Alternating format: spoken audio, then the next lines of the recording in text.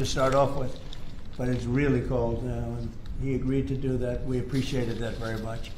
It's a nasty war. It's a nasty, nasty war. Would anybody else have anything to say? I can say that I am extremely late, but that's okay. Don't worry about me. Would anyone else have anything to say? Doug, you're doing a fantastic job, and we appreciate it. Marty, you are really something special. Everyone's talking about you every time. If I don't mention Marty, Bobby always mentions him. So we have a great team. Jay, great. Marty, great. You guys want to say something? Thank you. Thank you. Well, historically, with addiction, the entire society has always been reactionary, and that's been the story of healthcare. But at the FDA, we are looking into incredible cutting-edge therapeutics, and we are being proactive, giving them vouchers when we see something that's promising to get an approval as quick as weeks in an era of a 10 to 12-year approval time. And the ultimate therapeutic is community, houses of worship, addressing loneliness. And so that's part of the MAHA agenda, thanks to Bobby's. Thank you, Mr. President. Thank you very much, Rich. Thank you. Jay? Mr. President, in 2018, you launched the HEAL initiative, helping to end addiction long-term at the NIH. It's paid fruit. It's yielded fruit. Their ingenuity of small business has developed products that can deal with pain without opioids. The naloxone, which saves lives, right. That was the fruit of NIH, and for the kinds of investments that are your administration that you made starting from the first Trump term to now, will continue to pay dividends. The kind of research that the NIH is doing will help turn the tide, make people's lives so much better, restore families. All of the addiction that we've seen, 80,000 deaths we saw, the huge spike in addiction deaths, during the first Biden term is going to be a thing of the past, and I'm so proud of you. And fellas, some great things happening, right? Yeah. Marty, it's great, really great things happening, I hear, and some pretty big announcements over a short period of time, right? Yep.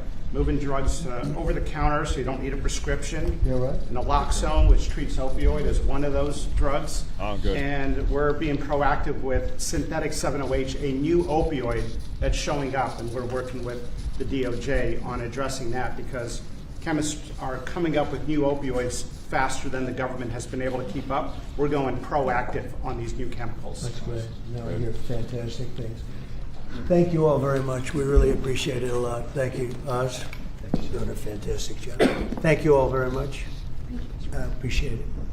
Thank you, please. Thank you. Thank you, Press. Thank you, Press. Thank you, Press. People, guys. Thank you, Press. Report you, Press. Thank you, guys. Thank you, guys, for reporting. Thank you, Press. Thank you, Press. No questions today. He said, thank you now. Get out of here. Is pretty much what he just said. He's a busy guy. He's behind schedule, he said. No, listen, I think it's very easy for people that have never known anybody that has struggled with addiction, or you've never done it yourself, or you haven't been impacted by any of this, to say, who cares, who gives a crap, whatever. I think most people in this country, most people either themselves or somebody that they know, a loved one, a friend, whatever, know somebody that has struggled with addiction, or even worse, been negatively impacted by the fentanyl that's come across the country. It's terrible. I think most people have been impacted by this. And so it is a big deal. It is good that the Trump administration is addressing this.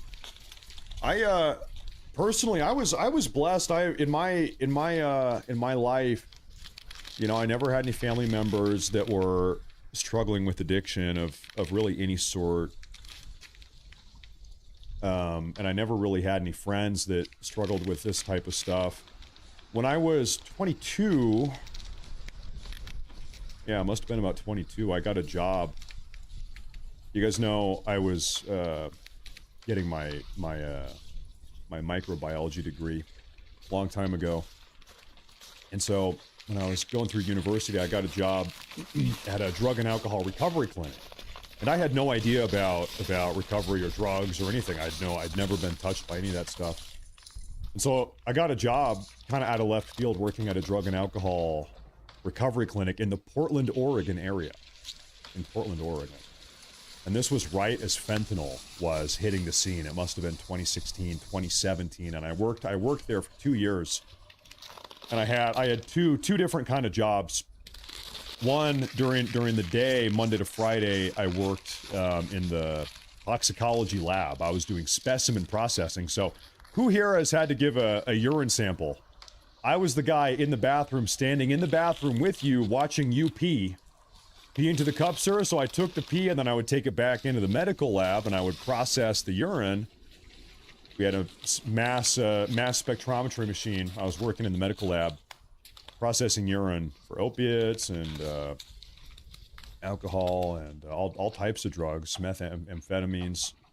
So I did that Monday to Friday, and then on the weekends, the clinic I worked at actually had it was a residential inpatient clinic where men would live there for about 3 months. It was a 3-month clinic they lived at, residential place, and they had beds and a kitchen and drug tests and all, and food and a refrigerator. And so they lived there for 3 months.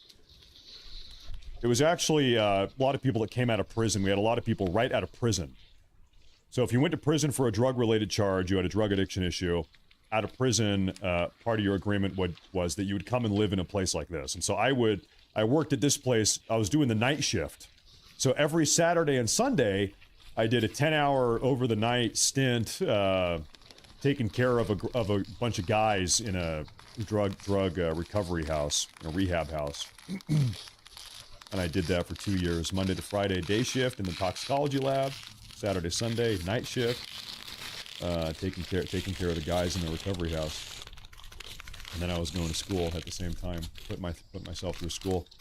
And so that was really in my early 20s. That was my first introduction to anything really like heavy drug related. I'll tell you something here. The clinic I worked at, maybe I shouldn't say which one, but the clinic I worked at, we had, nationally speaking, we had one of the best recovery rates in the entire country. We were nationally acclaimed. We had one of the best, one of the top recovery rates. And that rate was 1 out of 11. What is that, 9%?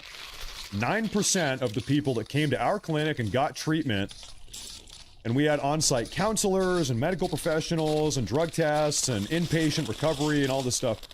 9% got clean and stayed clean permanently, which means 91%, they were relapsing, and it was difficult. It's a big problem. It's very difficult. It's very difficult for people to get clean and stay clean, especially with opiates and stuff like fentanyl. Most of the people we saw, they're opiate addicts. Very challenging. 9% recovery rate, and that was one of the best in the country. Very difficult. And you're right, 9% is better than 0. You're absolutely right about that. Absolutely right about that. Now, I'll tell you what, this is just my... I don't have a stat or I don't have data on this. This is my personal observation. The people that did get clean and stay clean, that 9%, there was something that they all kind of had in common that I noticed. What was that thing they all had in common? They were all religious. Generally speaking, almost all of those people in that 9% that got clean and stayed clean, they had Christ. And I'm not kidding either. That was something I kept on noticing. You got that in common. Look at you. No, it's true. It's true. It does help. It does. That's undeniable. That was the truth. That was the truth. Couldn't help but notice, yeah, they had faith. They had faith in something. They had faith in Christ. So, but that was a decade ago now. I had that job. That was a long time ago.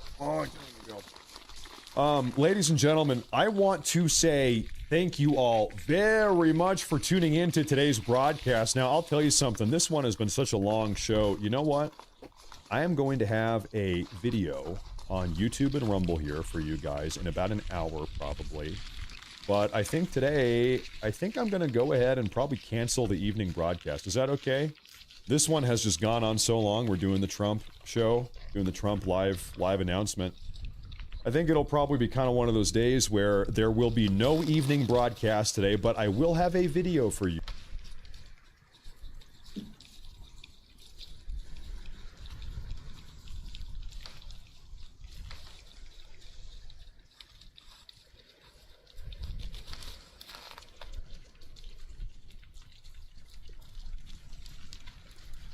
It's all collapsing everywhere. The entire liberal industrial complex is imploding right before our very eyes. Even Democrats are turning against sanctuary policies. Tim Walz, the feckless and failed governor of Minnesota, he's under not one but 2 federal investigations. Their latest sanctimonious martyr has just been exposed on another video as an unhinged, violent lunatic. Whistleblowers are talking, cash is moving overseas, and border czar Tom Homan, he's in town to drop the hammer like never before. It's happening. We're at a critical mass, and we're all witnessing the colossal collapse of nothing less than the Democrat Party itself. Hey gang, it's me, Dr. Steve, your Patriot Professor, here to help you make sense of the madness with breaking news and analysis you're not going to get anywhere else. So you know what to do. Make sure to smack that bell and subscribe button. He's done. He's finished. We broke him. His career is officially over. Governor Tampon Tim made the announcement last night. We're already doing it. Do you regret jumping out before such a consequential moment? No, and part of it was to look. I recognize that I'm a lightning rod, and this is a tough space for I'm in because I know they hate me personally, and they take it out on my constituents because old white guys who are former governors tend to land on their feet okay type of thing. But in all fairness, on the timing, I removed myself, and then 2 days later, Renee Good is murdered. But I think one of the things is I have no political consideration. Will never run for an elected office again. Never again. Never again. So old Tampon Tim is done. We're not going to have him kick around anymore, unfortunately. He's so much fun. And we need to step back and realize just what a colossal fall this was. What we just saw play out with Tampon Tim right before our very eyes. We've got to remember, I mean, it was literally just 6 weeks ago. Tim was the man. I mean, the New Yorker was writing all these glamorous puff pieces on how he was the front runner for the 2028 nomination. This guy had national name recognition. He was actively standing up to Trump, right? He was defending his state against the federal Gestapo, this juggernaut of ICE agents trying to arrest and deport tens of thousands of poor, innocent, illegal migrants in his state. I mean, he was it. He was on top of the Democrat political cesspool. And then it all just came crashing down. And the speed of the fall was breathtaking. First, the tens of billions of dollars of welfare fraud that he originally tried to hide. You remember that? He tried to pretend it wasn't happening, that this was just white supremacy. That's what this was white supremacy. It was a right-wing conspiracy. And then every single federal agency, from the Department of Agriculture to the Department of Education, to the HHS, to the FBI, to Homeland Security, to the Treasury Department, the SEC, they all collectively uncovered more and more and more fraud than anyone could have ever imagined in their wildest nightmares. I mean, Trump has said he's got reports that the fraud may be as high as $80 billion when all is said and done. $80 billion.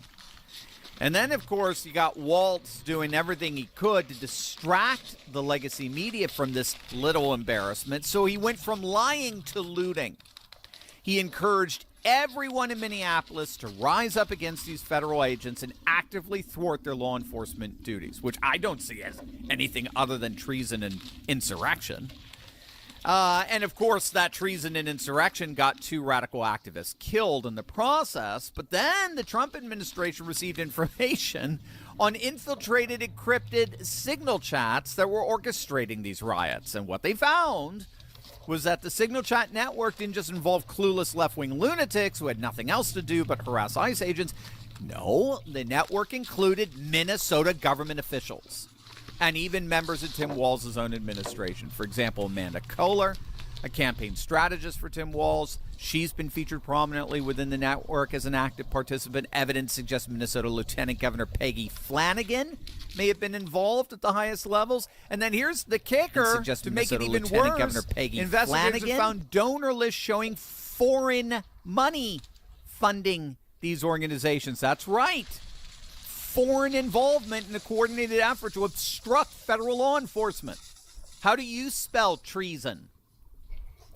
And so Trump dropped the hammer. Not only did the FBI announce a whole new round of investigations into the Signal Chat scandal, leading all the way to the top of the Minnesota government, but then border czar Tom Homan was sent to Minneapolis just days ago to take over Operation Metro Surge, which has absolutely flooded the zone throughout the Twin Cities with mass arrests and deportations now numbering over 10,000, as well as to oversee the fraud investigation, now investigations into the billion-dollar fraud ring among Somalis and the role the Walz government played in facilitating that fraud. Tom Homan gave a press conference at 7 a.m. this morning, and what he said already has the entire Minnesota Democrat establishment in a panic. I've been on the ground less than 3 full days. I got in here Monday.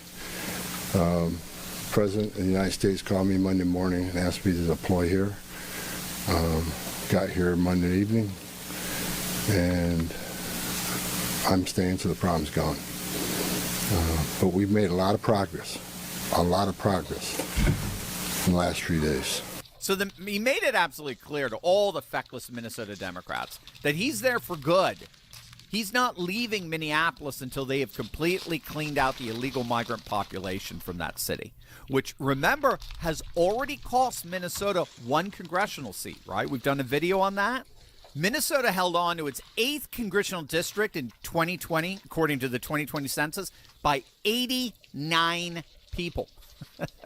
89. Do the math. We've already had 10,000 illegal migrants who were included in that census, by the way. Thank you, Democrats.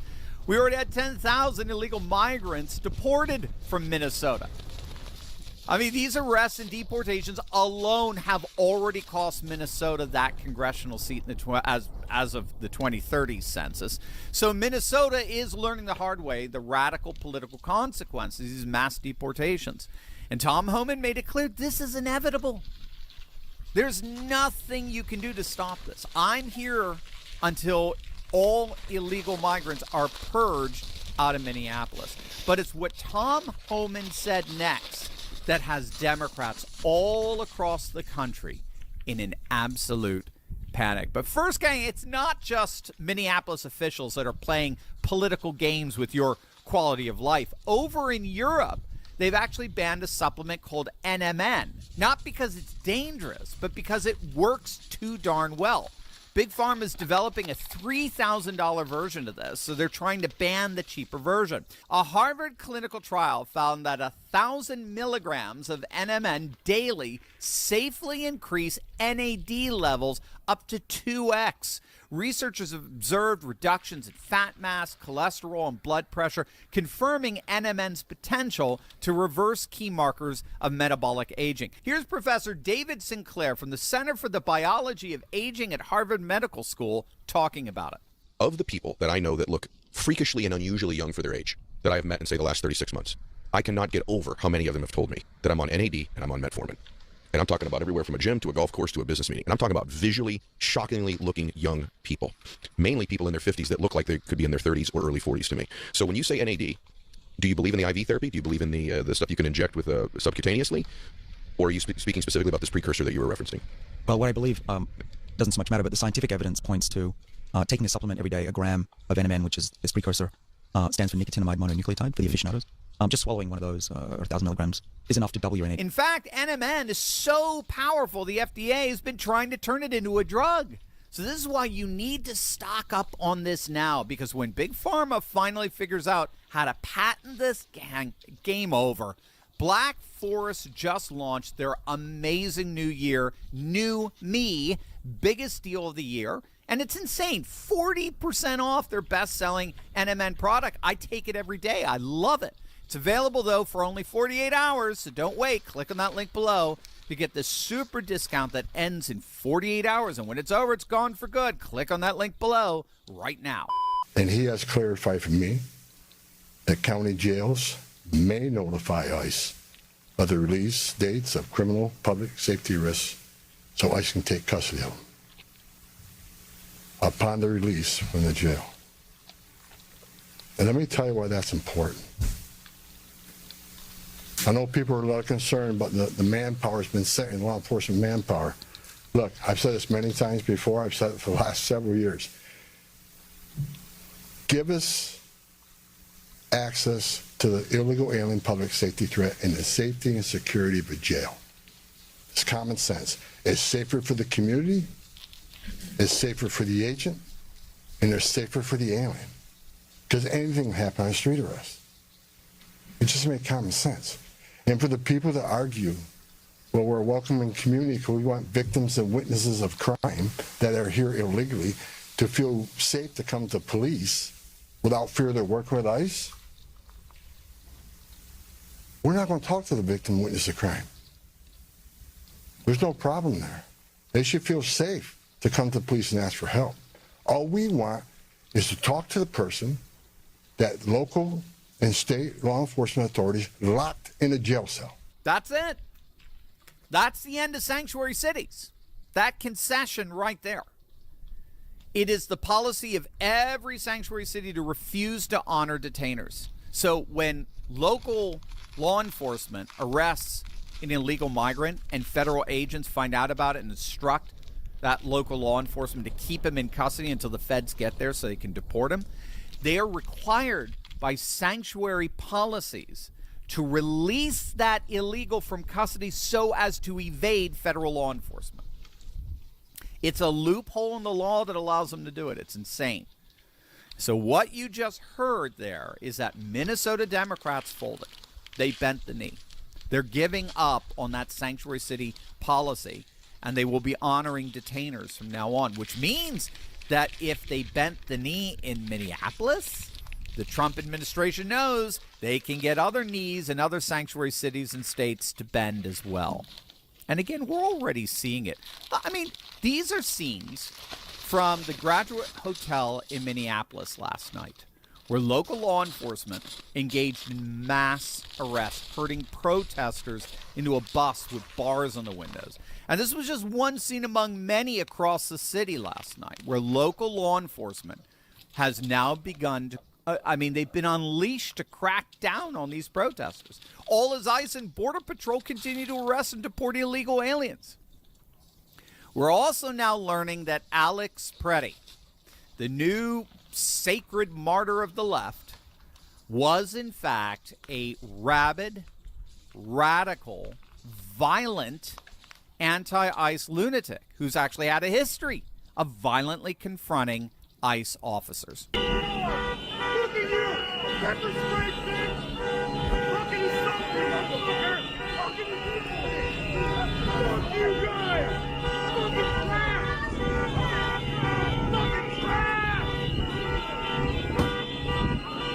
Yep, that was him.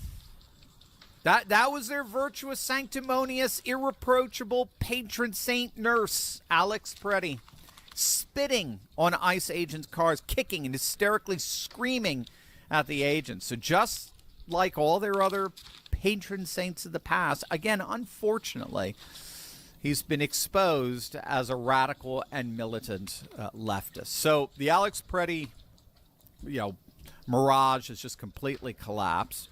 We got two major FBI investigations into Tim Walz, his lieutenant governor, and other very high-ranking Minnesota Democrats. We got Tom Homan arriving in Minneapolis this week with a clear mission to not leave until the job of eradicating the swamp of illegal migrants from the state is complete. We've got their entire funding and communication network exposed, including money coming from overseas. We've got Walz officially broken. He's quit politics. He's done. Trump broke him. The fraud scandal broke him. And the realization that Minnesotans are finally seeing through the sanctuary city nonsense broke him. And Minnesota Democrats have basically abandoned their sanctuary state and city policies. The left's narrative is crumbling. It's imploding on literally every front. Their peaceful protester was caught on video assaulting federal agents. Their sanctuary city policies are being exposed as sanctuaries for criminals and evacuated by Democrats themselves. Their welfare system has been bleeding billions in fraudulent payments. And their governor just admitted political defeat so complete he's never running for any public office ever again. The question now is, How many other blue states have been running similar schemes? How many other sanctuary cities have been protecting criminals while pretending to protect communities? And how many other left-wing organizations are about to face consequences for funding what increasingly looks like coordinated attacks on federal law enforcement? The left wanted to make Minnesota ground zero for resistance to the Trump Gestapo. Instead, they've made it ground zero for their own exposure. And that is a beautiful thing to watch. Before you go, gang, if you want to be part of a community where faith, family, and freedom come alive, check out the Courageous Patriot Club. I love for you to see what this community is all about. You can watch a free preview. A dangerous winter storm is about to slam the United States, and it just took a huge turn. In case you haven't heard, a winter storm is about to cause major problems in the United States again, and this one could be even worse than last weekend for some areas. It all begins today, as a historic Arctic blast will drive extremely cold air into the southern United States. This polar plunge will crush temperature records from Florida to the northeast. This will significantly affect those without power from our last winter storm, which caused over 110 fatalities. But this is just the beginning of a very volatile winter pattern, as a major winter storm is set to impact millions of people this weekend. This winter storm will be very rare, as it is forecasted to become a bomb cyclone. If this winter storm takes the right track, it could dump feet of snow across the East Coast, with rare snow possible in areas like Florida and Louisiana. The worst part about this winter storm is widespread blizzard conditions are possible. This could lead to power outages, as wind gusts could exceed 60 miles per hour this weekend.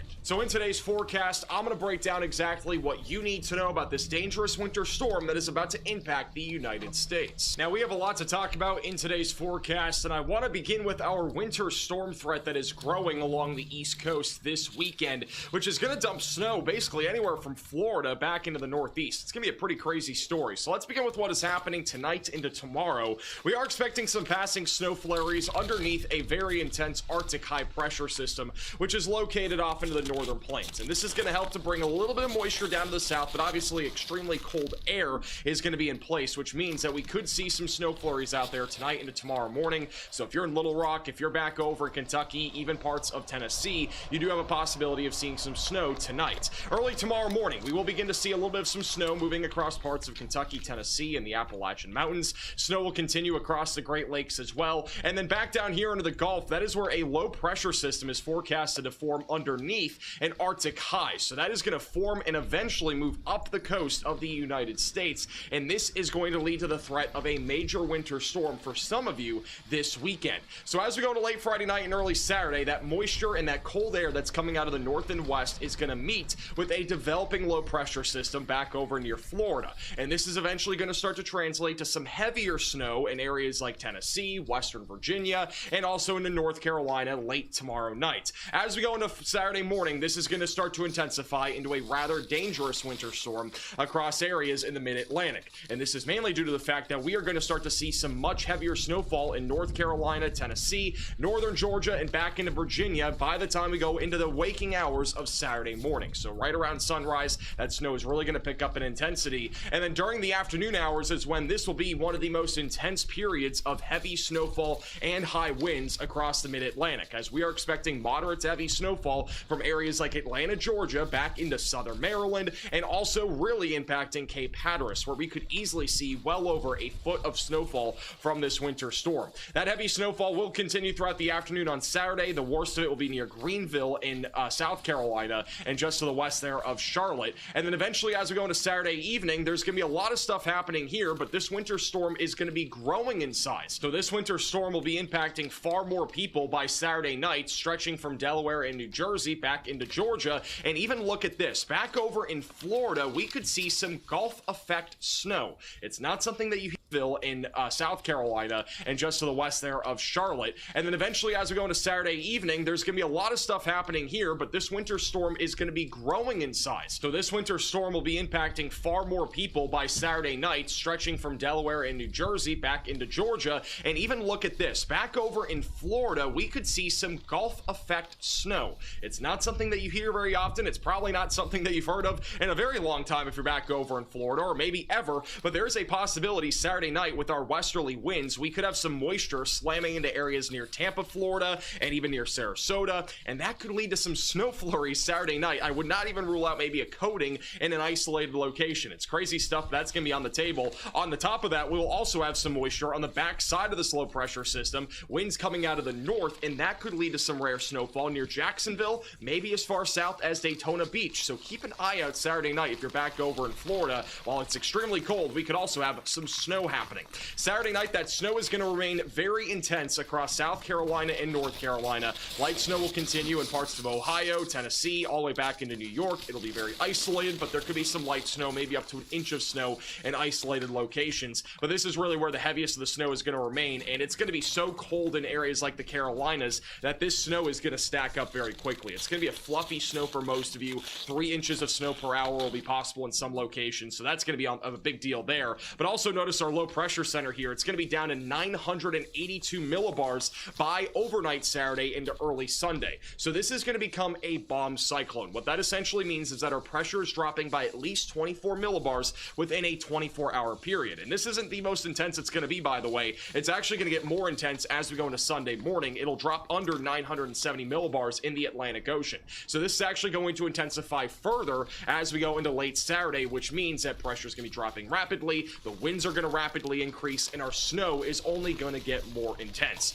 By Sunday morning, this winter storm will continue to move to the northeast. Things get a lot more tricky by Sunday morning. The track is very questionable still. There's still several scenarios, one of which is that it tracks a little bit closer to the coast and impacts areas a lot heavier back over in southern New England. And then another scenario would be it goes a little bit more out to sea and only brings heavy snowfall mainly to the Cape Cod and Nantucket areas of southern New England. So there's a couple scenarios that play right now, one of which would cause a lot more snow in southern New England. The other one would be a lot less significant for most areas aside from Cape Cod and Connecticut. But nonetheless, Sunday morning, we are at least forecasting some heavier snow to impact Cape Cod and also Nantucket, southeastern New England being impacted. Snow will continue Sunday morning in the Carolinas and also up towards New Jersey and Delaware. And then snow will start to wind down by Sunday afternoon in the mid-Atlantic. And then we'll be dealing with some heavier snowfall across New England as we go into Sunday evening. And then by Monday, this winter storm is moving out. And then a little bit more snow is possible in the Midwest as we go into late Saturday, Sunday, and as well as into Monday.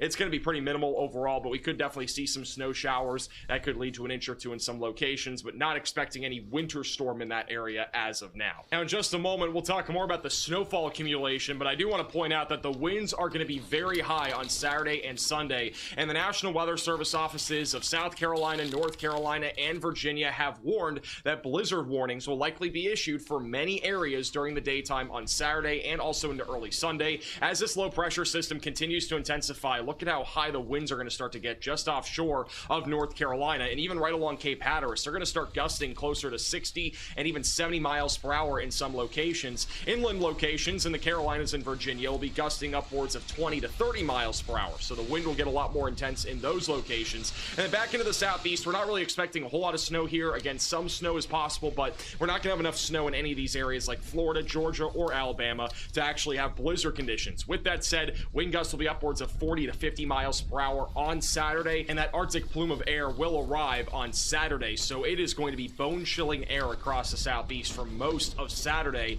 And then by Saturday night, notice how the wind gusts all across the immediate east coast will be upwards of 40 miles per hour near Virginia Beach and closer to 60 and 70 miles per hour in Cape Hatteras. I truly think Cape Hatteras could be pushing over a foot of snow out of this winter storm, and that snow is just going to be blowing around. I mean, we're going to have full-blown blizzard conditions in those areas on Saturday. And then by Sunday morning, the winds will actually intensify further inland. So parts of North Carolina near Charlotte, back into Virginia, wind gusts will be near 30, 35, some locations near 40 miles per hour. The Appalachian Mountains will be gusting upwards of 50 to 60 miles per hour. So we will likely have a slew of blizzard warnings issued with very high winds. And on Sunday, we are expecting blizzard conditions to ramp up over in New England. Winds, especially in Cape Cod and Nantucket, will be around 60 to 70 miles per hour. Further inland, around 20 to 30 miles per hour. But no matter what, there's a lot of snow on the ground across New England still. Very little of it has melted, so that means that wind is going to be pushing around snow throughout the daytime. We'll have snow drifts, we'll have blowing snow. It could definitely get pretty dangerous out there when it comes to traveling on Sunday, especially near Nantucket and Cape Cod.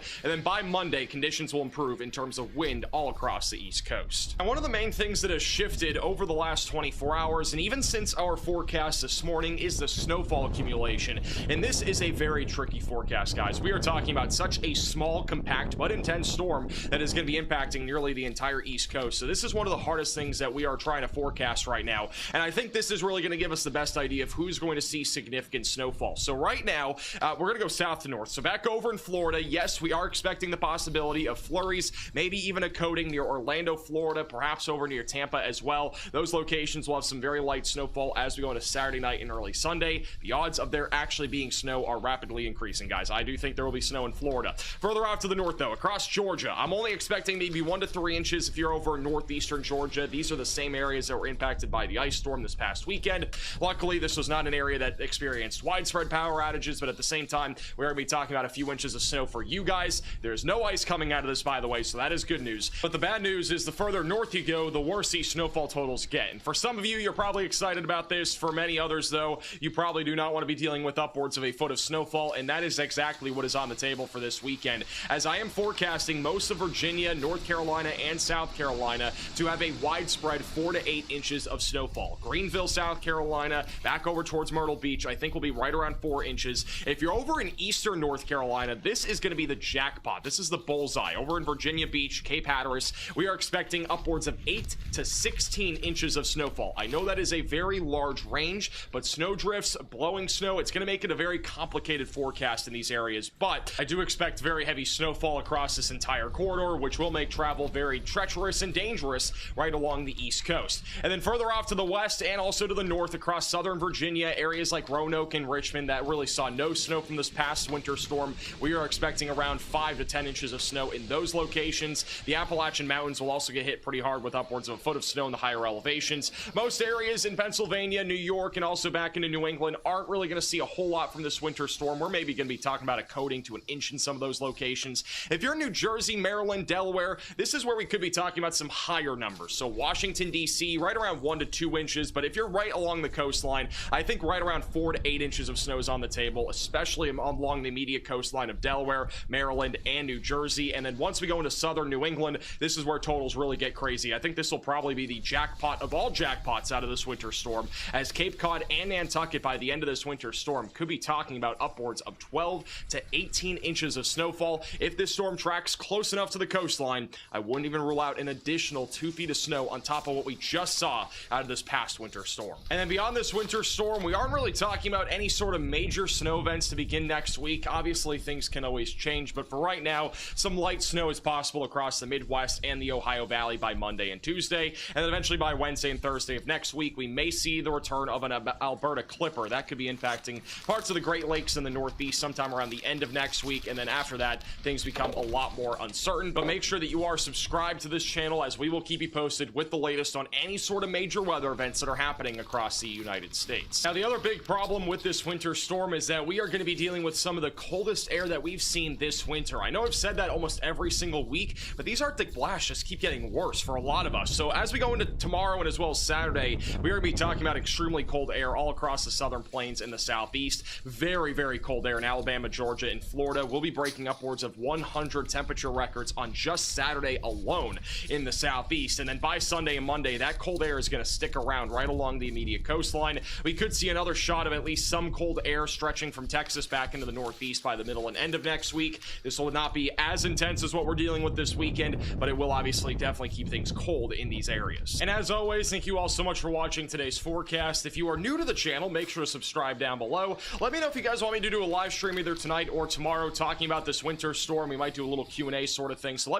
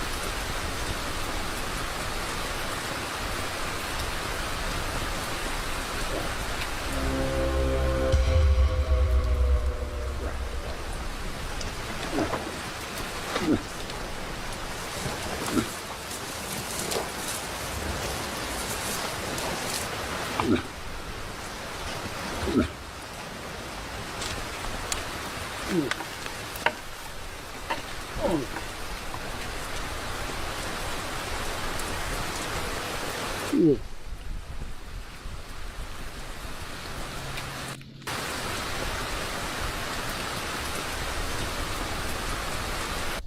I wanted a close encounter for video, but I obviously didn't want what happened. But he got in there and he was just waving his head. And every moose that I've ever called in before, like, you talk to them as a human when you're that close and they spook. Like, yeah, they're not. It's like they're in a trance, and as soon as you talk They to them, snap out of it. They snap right out of it.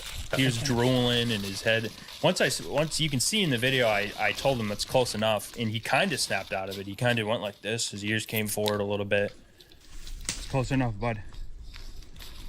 That's close enough. And then you can see he starts to tilt his head again. And I say no. Nope. And when I said no, I started to back up. There was a blowdown this way, so I had to step this way before I could get back into the trees. And when I took that step, it set something off in him.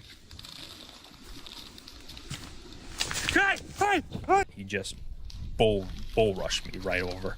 Yeah, I wanted a close encounter for video, but I obviously didn't want what happened. But he got in there.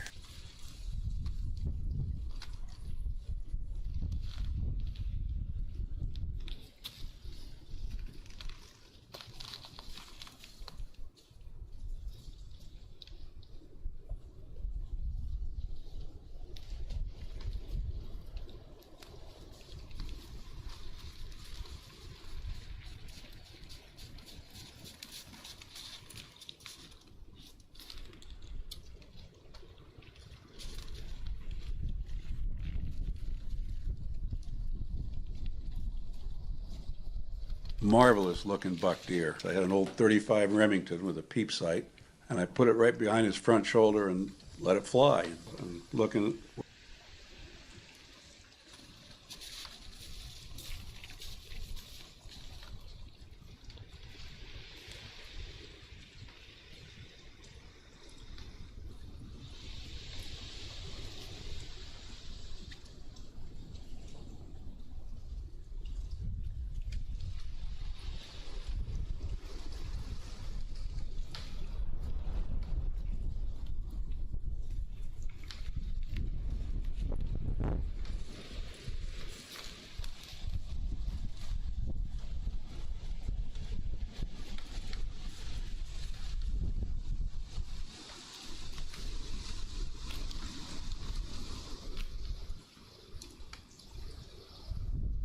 I don't even know where to begin. The fact that we were able to pull off an event of a century, like, it's just insane. I just want to stop it there for a second and just remind people what she's talking about as the event of the century is her husband's funeral. You know when you're talking to somebody over the phone and you can tell they're smiling? It's the same thing here. You can tell she's smiling as she's talking. 100%, yes. Welcome back to the show. I've got a special guest with us, Stu Peters. He's a media personality, host of the Stu Peters Show, a program that discusses political and cultural issues, predominantly from a traditionally right-wing perspective. He previously worked as a rapper and bounty hunter before launching his podcast in 2020, which focuses on skepticism towards government institutions, public health policies, and global events. Welcome to the show, Stu Peters. Hey, Stu, how are you? Thanks a lot. I'm really excited to be here, actually. Where'd you get that bio from? I don't know. Is that an old bio or is that not a good one? Yeah, I don't know. It's just interesting. It's fine. I mean, all of it is true. I kind of miss bounty hunting, but, you know, I mean, looking at Minneapolis right now, can you imagine? No. I wanted to bring you on because you had a whistleblower from inside TPUSA on your show last night, who I also talked to. But first, I wanted to run, because you're... A lot of people I'm talking to, like I was talking with Jake, who was the guy yesterday? Shields. Jake Shields yesterday, and he said, I'm not really looking into TPUSA. And so there's not a lot of people doing this. You're one of them. And so I wanted to bring you on, to talk about what your whistleblower guest revealed last night. But first, Candace Owens revealed this, and I wanted to get your take on it. When Erica Kirk took over as CEO, now no longer a traditional Christian wife. She's not a she's now leaving her family, her fatherless children, to go run a huge corporation with over $250 million in assets just since September.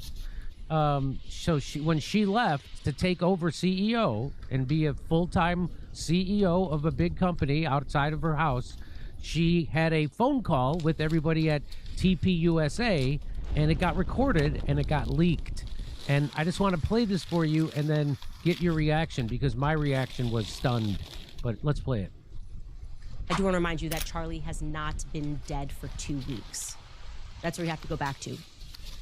Not even 2 weeks after Charlie was publicly assassinated. The obvious point of this call to set this up is to introduce Erica. She's a new leader. Not even introducing, she's just heading up this call, but obviously she's going to be at the helm of this, so they're getting to know her. So let's take a listen.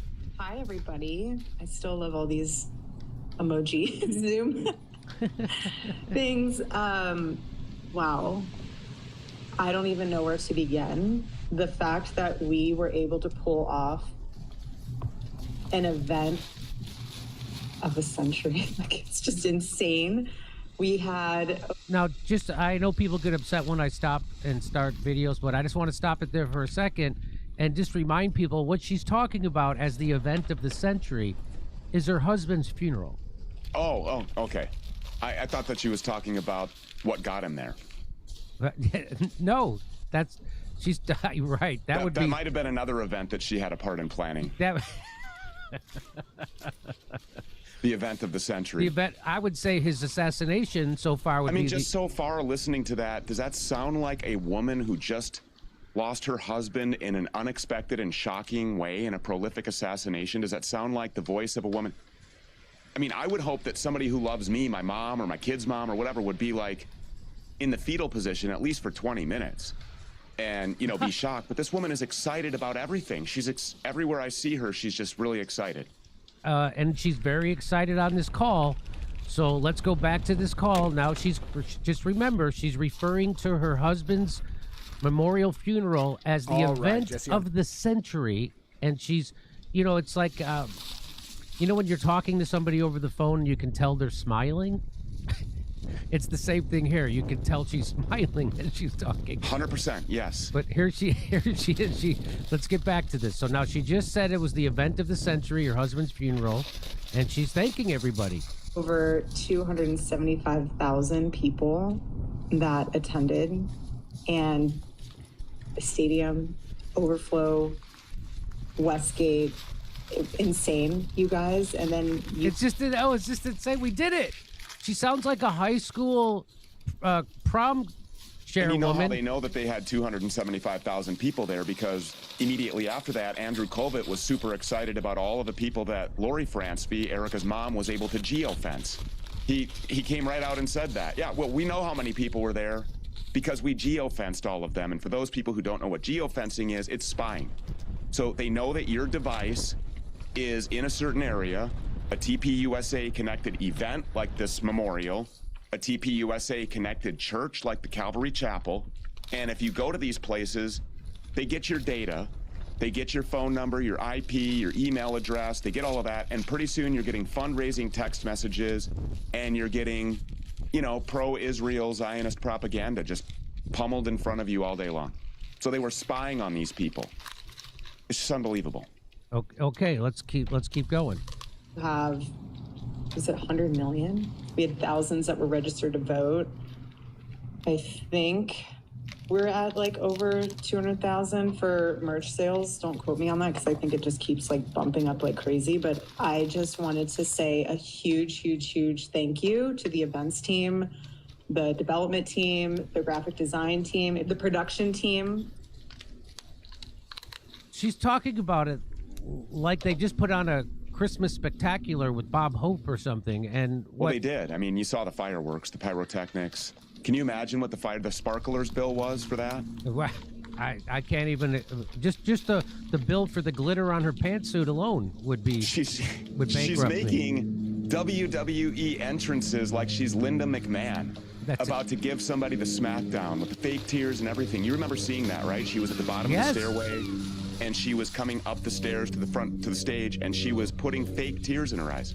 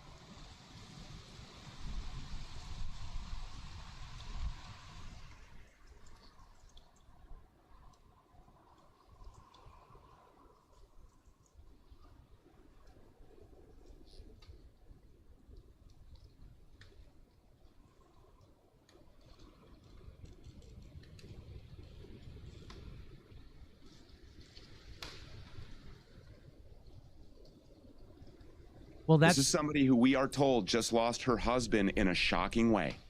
Well, that's definitely the speculation that she was putting menthol in her eyes that would make her eyes tear up right before she went on. That's the speculation. Nobody can verify that for sure, but that's what a lot of people have said. That is exactly what that looked like. So yeah, here we go.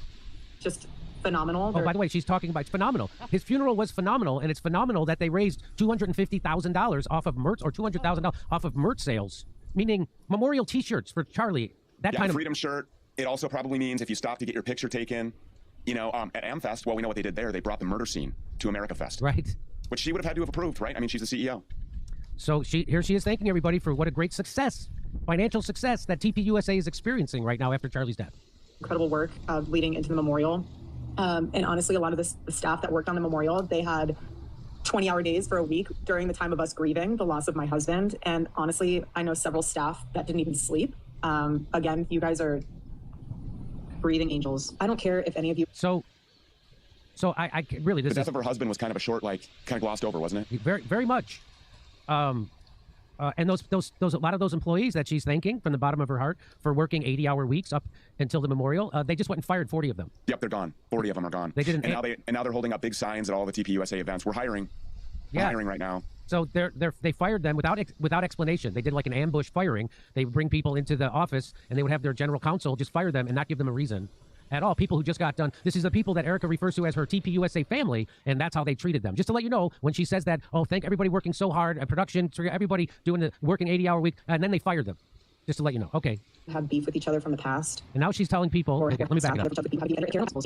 Breathing angels. I don't care if any of you have beef with each other from the past or have any issues with someone said something about this or that. Like, if you guys have any of that, please put it to rest. My husband's dead. Like, I'm not trying to be morbid, but he's dead. And it puts life into perspective of how short life is and relationships. It is the general tone. So I just want to say, so she's telling people, my husband, so she's positioning herself again. I'm the victim.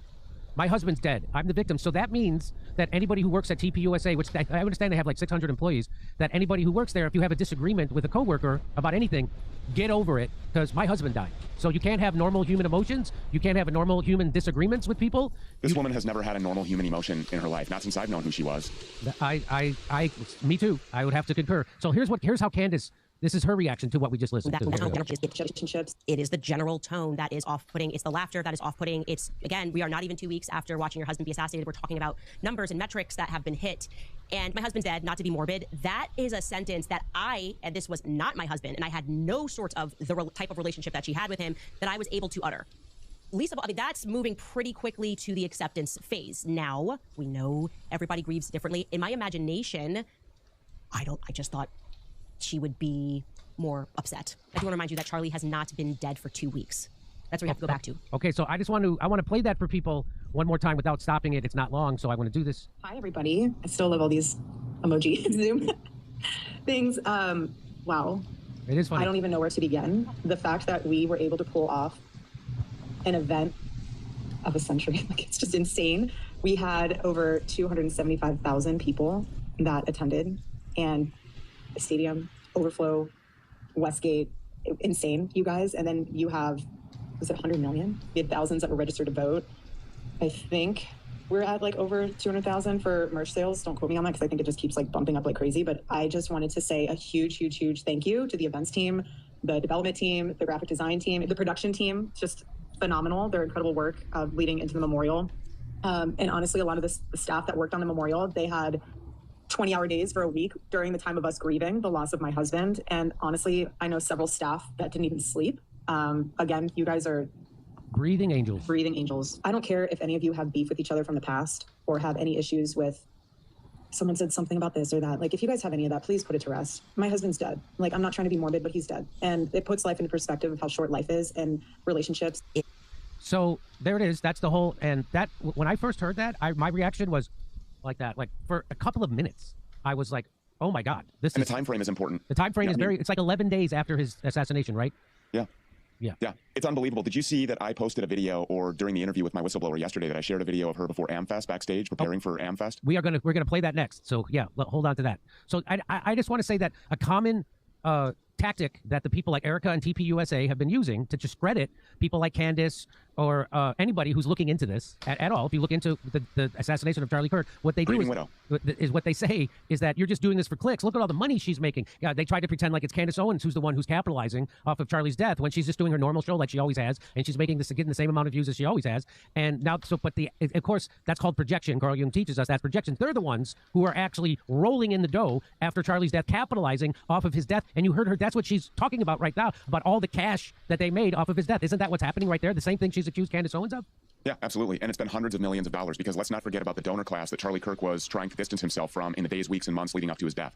So, I mean, there are hundreds of millions of dollars that have been promised to this organization as long as they toe the line, and they're happy to do that. I mean, this has become absolutely a postmortem humiliation ritual as they try to recreate the person that Charlie was while he was alive. The whole week on the Fox News channel, and the Shabbat Shalom, Daddy's Home, Throw the Phone poem that she recited like she was Tupac. It's just like, when you say normal human emotions, this is a woman who, as far as I'm concerned, and a lot of people said that it was crass, that it was low crass, it was disrespectful, I shouldn't do it. But immediately, Jimmy, when she opened her mouth, actually she didn't even have to. I was driving down the road, and I don't know if it was the day after, but it was within 48 hours of Charlie being shockingly taken from all of us. Billions of people on the internet have watched this. And it was within a matter of 48 hours, I get a text message from Turning Point signed by Erica Kirk asking for donations. And at that point, for me, it was gloves off. At that point, it was like, okay, I see what this is. And then it was the Freedom shirts, and then it was the sparklers, and it was the fake tears, and it was the week on Fox News, and it was every camera that she could get in front of, and everything is scripted and fake. And for her entire life, every time you dig a little bit deeper, you find some other strange anomaly. And when you're talking about people that are saying, oh, well, Candace is just doing this for clicks, the other argument that I always get is, why can't you just leave this woman alone? Why can't you just let her grieve? Everybody grieves differently. Everybody's heard that. It's a big joke now. It's a meme. But this woman, everything about her, I just don't know how anybody could spend 5 minutes keystroking on the internet and look into her and not say, well, this is just absolutely bizarre. And this woman has completely fabricated her entire childhood, her entire career. She's scrubbed the internet of entire relationships, including a whole engagement. She's lied about the most trivial things when she could have just told us the truth about being on Fort Huachuca, when she could have told us the truth about dating or drinking, just little things. And if you're willing to lie about those things, you're willing to lie about the big things. And it turns out she is. So I agree. I mean, that whole, because I've spent a lot of time kind of getting to know the person that Erica Kirk is. And when I heard that from Candace, it didn't shock me. I wasn't surprised. It's shocking. It's shocking to hear a person actually doing that and to know that there are beings among us that can actually put their emotions aside or just not have them and to carry on like this is a big celebration. But I mean, I'm just here to tell you, it doesn't surprise me because my theory or my take is that I am not convinced that Erica Kirk did not have foreknowledge at this point of what was going to happen on September 10th. That's where I'm at. Well, I don't know if that's a Rubicon that a lot of people don't want to cross, but from where I sit, this looks like a woman who had foreknowledge. Well, Baron Coleman also has come to that conclusion, and who's done a lot of deep dives, as you have, on this subject. And he had concluded that he thinks she had foreknowledge of his assassination. So that's him. At minimum. That you, and it certainly looks that way.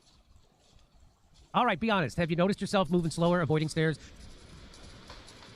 Fire, welcome back.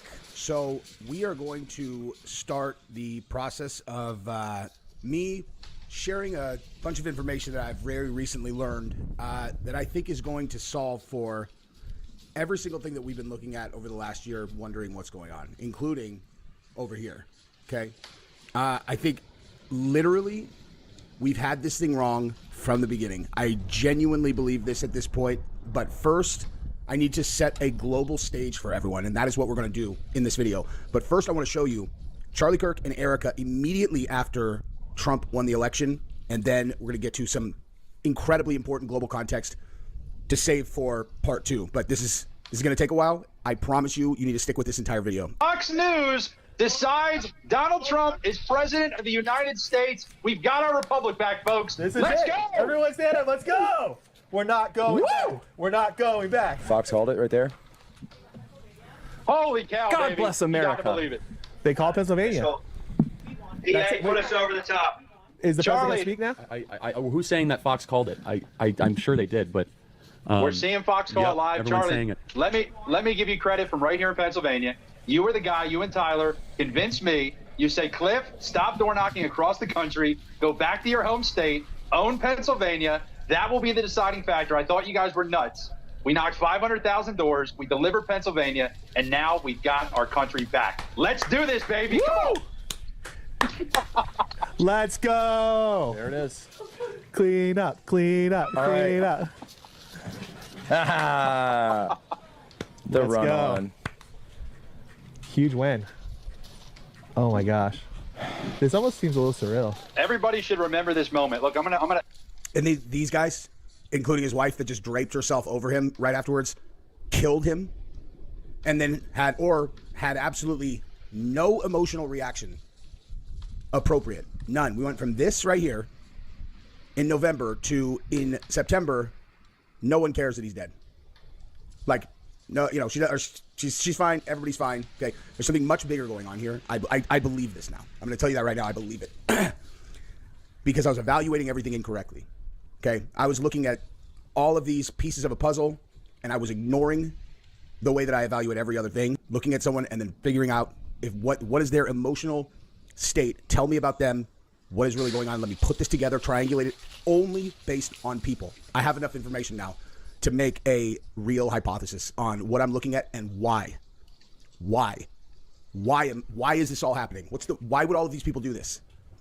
So again, that is another video that is forthcoming. Oh, and a quick afterthought. I've been watching Candace's coverage over the last 2 days. This is the next video, the hypothesis that I have will answer every single question that she has posed. Every single one of them. But this one right here, this is the one that's going to set a global stage for everyone to understand why Charlie believed this was so critical for us to win this election. And if I'm right, consider this me joining the team, because essentially what we're doing right now is we're about to cover some information that people are very much unaware of, and they're very much unaware of it because you are essentially not really allowed to talk about this in a serious way on the major platform that we are on, most likely if you're watching this on YouTube. And so what I'm doing is I am going to use the interest in the Charlie Kirk assassination to direct your attention to the most important thing that you've ever seen ever as an American citizen. Okay? So this is me undoing any damage that I might have done before I figured this thing out. And then hopefully this is extraordinarily valuable to the effort, and it should be for everybody. Okay? You, Democrat, Republican, you need to fucking watch this next part. Okay, the rest of this video, if you don't want to watch the part after that, the one that we're talking about in the prefix, fine, but you have to watch this. Okay, this is about. Well, I'll let him tell you. Okay, so this is critical background so you can understand what's going on in the world right now in terms of Venezuela, the Chinese. You know what? Just take my word for it. Okay, let's start here. A firm owned by Venezuela could be allowed to take over one of this country's top voting machine firms. By the way, this is in 2006 on CNN. Okay, just a context of, when this was. 2006, CNN. Venezuela, of course, led by Hugo Chavez, working to change the views of most South American countries, move to the left. Critics of the deal say our nation's very democracy is now for sale, without anyone doing a thing about it. Kitty Pilgrim reports.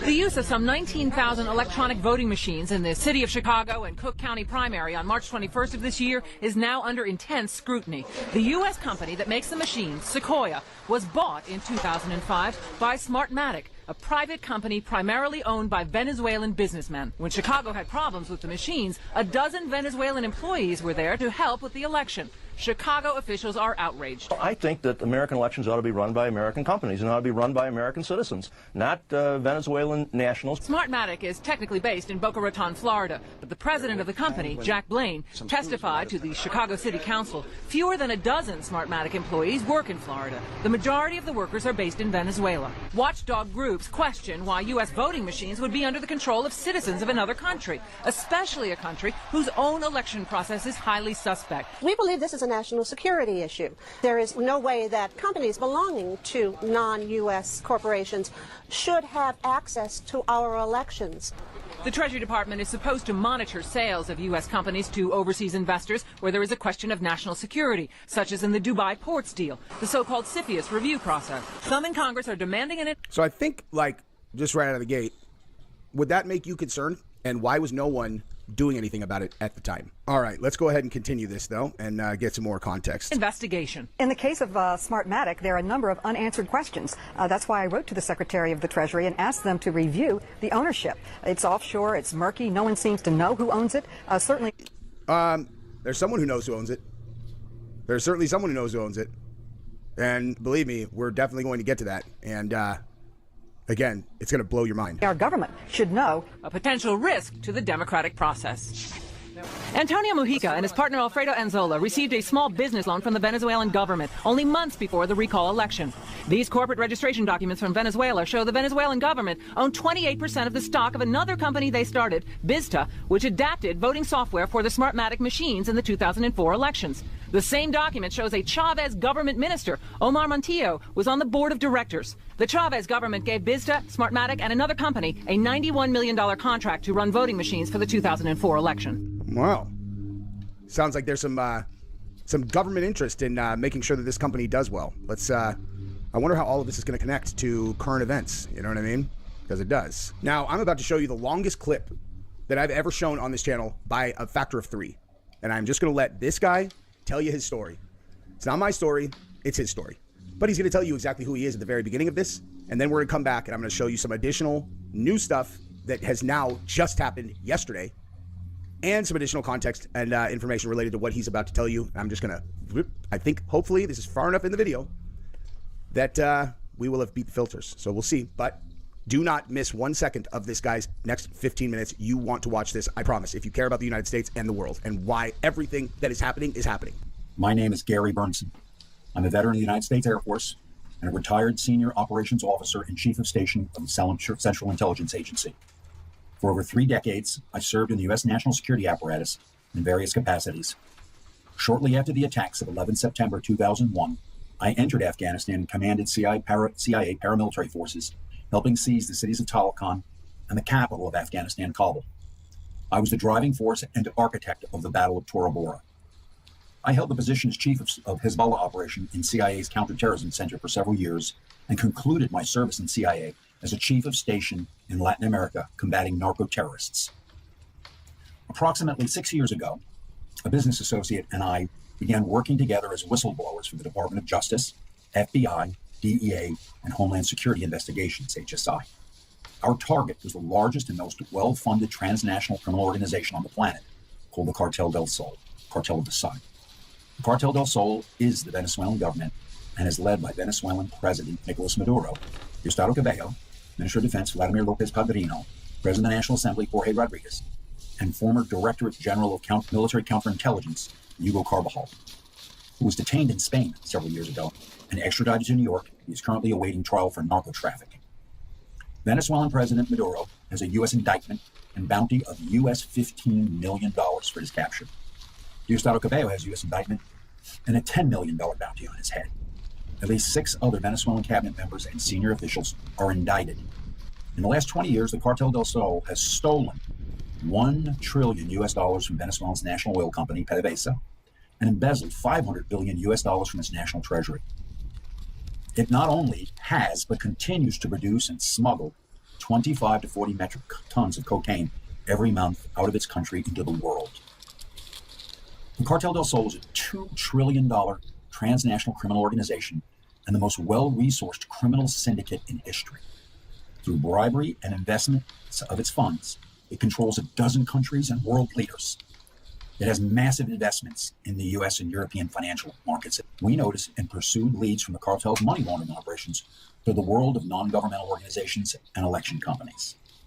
After witnessing election irregularities associated with the 2020 U.S. presidential election, we decided to direct time and resources to Cartel del Sol links to U.S. and global election fraud. After an exhaustive 3.5-year investigation, it is indisputable. Smartmatic Election Systems was created at the direction of now deceased Venezuelan dictator Hugo Chavez, and its source code, the basis of its operating system, developed jointly by Venezuela's Consejo Nacional Electoral and Smartmatic, was designed to allow election results to be altered without the knowledge of voters and the public. Additionally, the Venezuelan CNE holds ownership of Smartmatic's source code. Each time the Venezuelan CNE and Smartmatic update the source code, a copy of it is stored at the vault of the Venezuelan Central Bank. In 2005, a European Union electoral observation mission to Venezuela published a report stating the Venezuelan regime owns Smartmatic source code. The Venezuelan government signed that report as factual. Smartmatic's first election in Venezuela was the 2003 recall election of Hugo Chavez. The CNE director at the time, Jorge Rodriguez, at the direction of the Cuban Directorate General of Intelligence, DGI, hired 3 Venezuelan-American computer engineers that were graduates of Simón Bolívar University, a Venezuelan university linked to the U.S. university MIT. They had already registered a software company in Delaware and opened an office for it in Boca Raton. The engineers, Antonio Mujica, Roger Peñate, and Alfredo Anzola, established Smartmatic at the direction of the Venezuelan regime, built the source code, and flew off to Italy to buy lottery machines from Olivetti to serve as election hardware. They succeeded in altering enough votes to ensure Hugo Chavez's victory in the recall election. Secure in power, President Chavez decided to weaponize this capability beyond Venezuela's border. Smartmatic would enter into the U.S. election market in Cook County, Illinois, and the state of New Jersey for Democratic Party primary races in 2006. In 2005, Smartmatic orchestrated the purchase of Sequoia Voting Systems, Inc., a U.S. company. Sequoia was a company that had conducted elections in the U.S. for over 100 years and had a 22% market share of the U.S. electoral market. Approximately 18 months later, the Committee on Foreign Investments in the United States, CFIUS, began investigating the ownership of Smartmatic because of Smartmatic's Venezuelan connection. Smartmatic immediately put its source code in the machines, in the Sequoia machines. Smartmatic tried to conceal its Venezuelan connection by hiring a former U.S. naval officer, Jack Blaine, to set up a holding company, SVS Holding, to place its ownership of Sequoia in stock. In December 2006, Smartmatic entered into an agreement with CFIUS to sell Sequoia in 6 months. Antonio Mujica, one of the 3 original founders, then found a little-known election company in Toronto, Canada, Dominion Election Systems, that had only managed one small local election in Toronto. He arranged for Dominion to purchase Sequoia. Dominion, owned by John Polis, with that purchase of Sequoia, would inherit the licensing agreement for Smartmatic's source code, the source code owned by the Venezuelan regime, i.e. the Cartel del Sol. To be clear, Smartmatic and Dominion would ultimately sign an agreement that provided Dominion with the U.S. market and Smartmatic the international global market. The only 2 exceptions are that Smartmatic does elections in Los Angeles County and Puerto Rico. Puerto Rico was an issue they ultimately settled in court. In Caracas, in a building owned by the CNE, the Consejo Nacional Electoral, More than 100 software engineers, half in the CNE and half in Smartmatic, worked side by side. Their effort for more than a decade was to perfect the techniques of altering elections and defeating audit. In 2018, Smartmatic publicly, and with the approval of the Venezuelan regime, broke with the regime, the Cartel del Sol, because the Venezuelan CNE's theft of an election was so egregious. The techniques of the source code and machine operate and conceal a theft of an election when the spread of the candidates is between the 3 to 5 percentage points. As sophisticated as the machine is, it can be defeated with significant turnout against it. The recent 2024 election in Venezuela was also so blatantly stolen, and the machine could not conceal that massive spread either. In its place, a company called Xclay took Smartmatic's place as the election provider in Venezuela. Allowing Smartmatic to exit Venezuela in this fictitious manner allowed the regime to retain its power and influence over the global electoral market. Smartmatic built a production facility for electronic voting equipment hardware just outside Beijing, China, and then shipped the hardware to a warehouse in Taiwan. In violation of U.S. law, the hardware was marked as manufactured in Taiwan and shipped to both Smartmatic and Dominion for use in U.S. elections. Dominion Voting Systems manages elections in almost all the swing states in the U.S., which determines who wins the presidency. We have evidence and witnesses that can prove the source code operating the election machines of both Smartmatic and Dominion and other election companies are owned by the Venezuelan narco regime. We have evidence and witnesses proving the machines are manufactured in the People's Republic of China.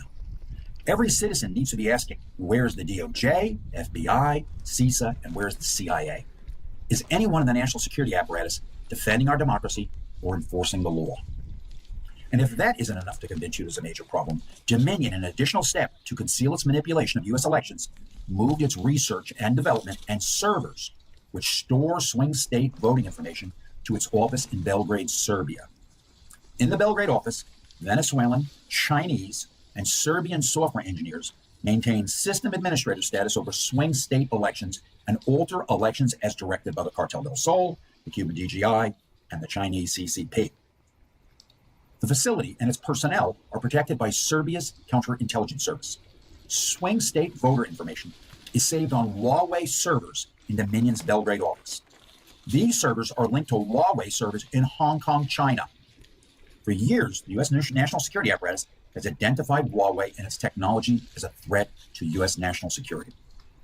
The Cybersecurity and Infrastructure Security Agency, CISA, a component of the United States Department of Homeland Security, is responsible for cybersecurity and infrastructure across all levels of government.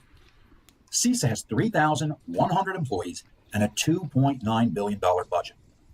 In 2020, when faced with calls to address election irregularities, CISA did a conference call with Smartmatic and Dominion in order to better able to address the public's concerns and assure everyone that there had been no irregularities. Yes, it's shocking. CISA decided to consult the criminals in order to respond to the American public's outcry.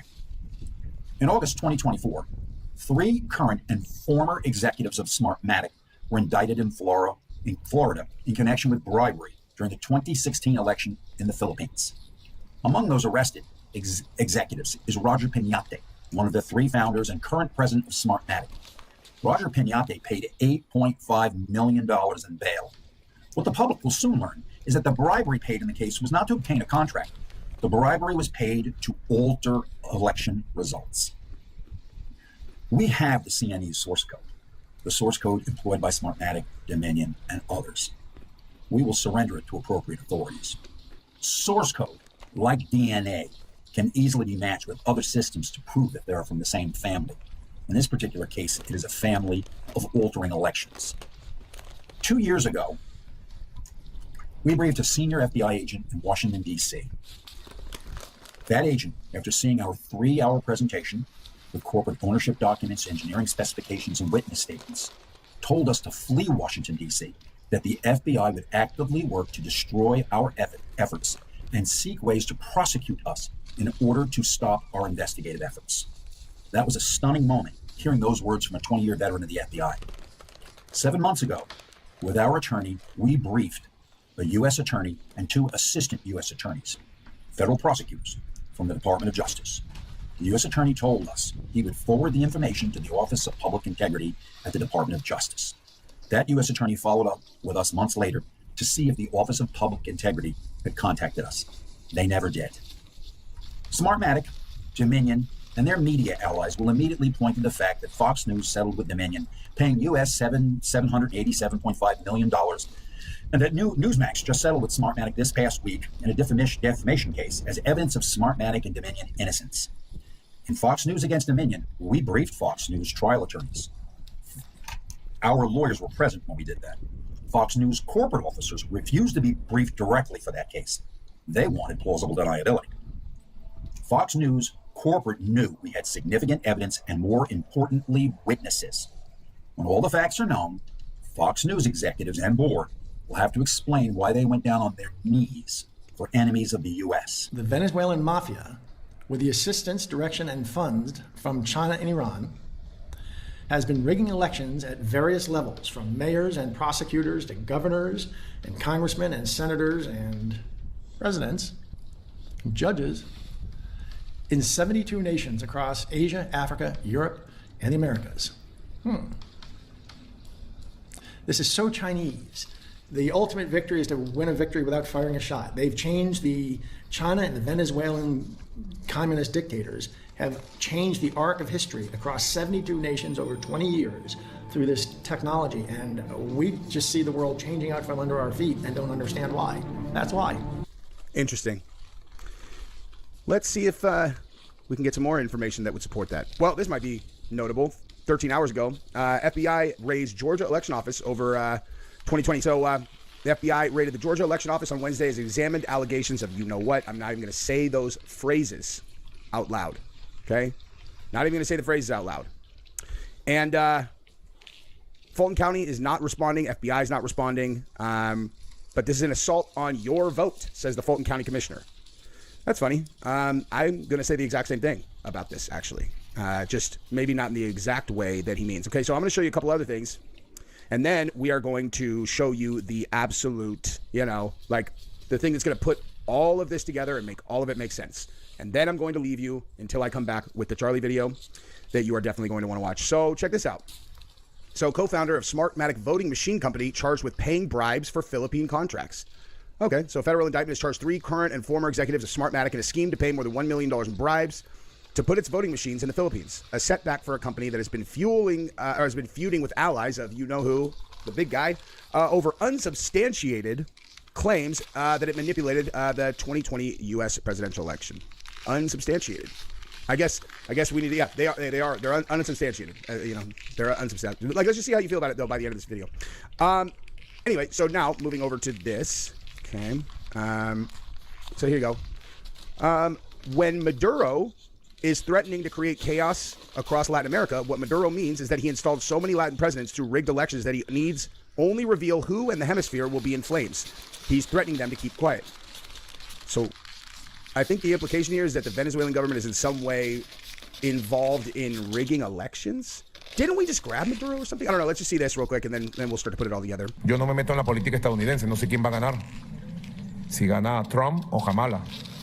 Pero cualquiera de los dos que gane, tenga la seguridad que tiene en Venezuela y Nicolás Maduro Moro la única garantía de tranquilidad y estabilidad de este país. Que si desestabilizan este país, las consecuencias para Estados Unidos serán gravísimas. Gravísimas. Las consecuencias para el mundo y la región serán gravísimas. Si llegaran a imponer un golpe de Estado, serán muy graves en Venezuela, en Sudamérica y en América Latina. Sé de lo que estoy hablando, porque nos hemos preparado. Queremos paz. Señor. So what he said is that if the United States comes and ousts him out of power, regardless of whether it's Kamala or Trump, then there will be chaos. And he's saying that he has set himself up for, whatever. Like, so he's set up for this to where if they come after him, he has some kind of, some kind of play that he can make. And, here you go. So this is August of 2024. Señora Kamala, señor Trump, no se dejen llevar por los mismos consejeros que lo llevaron a decir que Guaidó era presidente.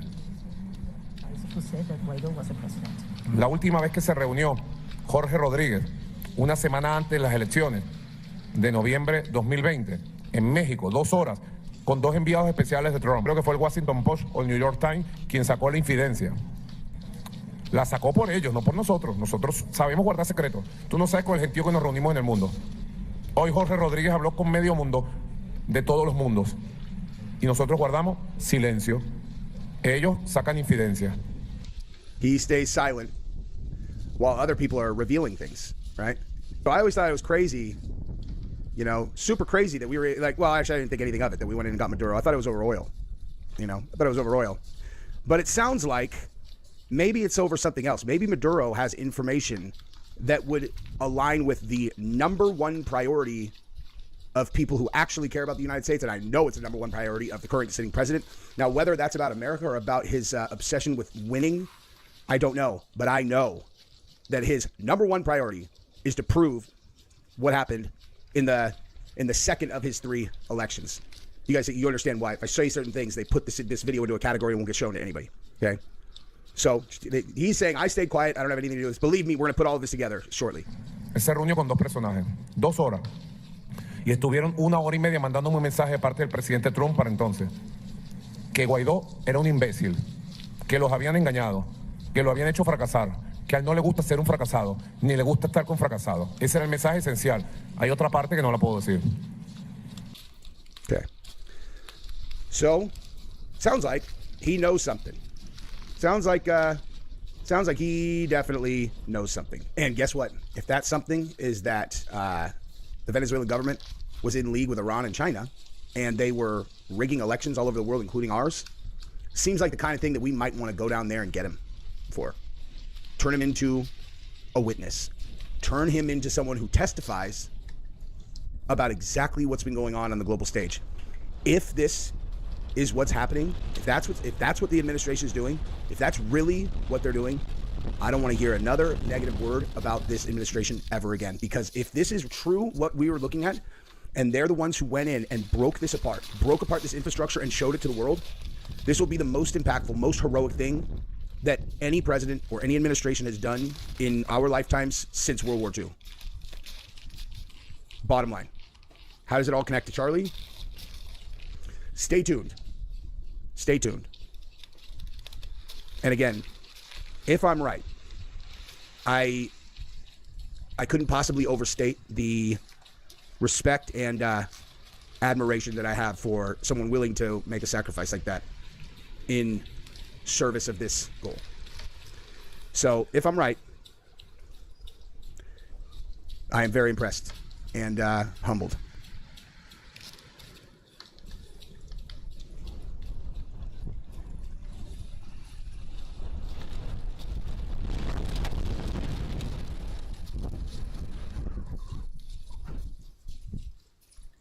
Events at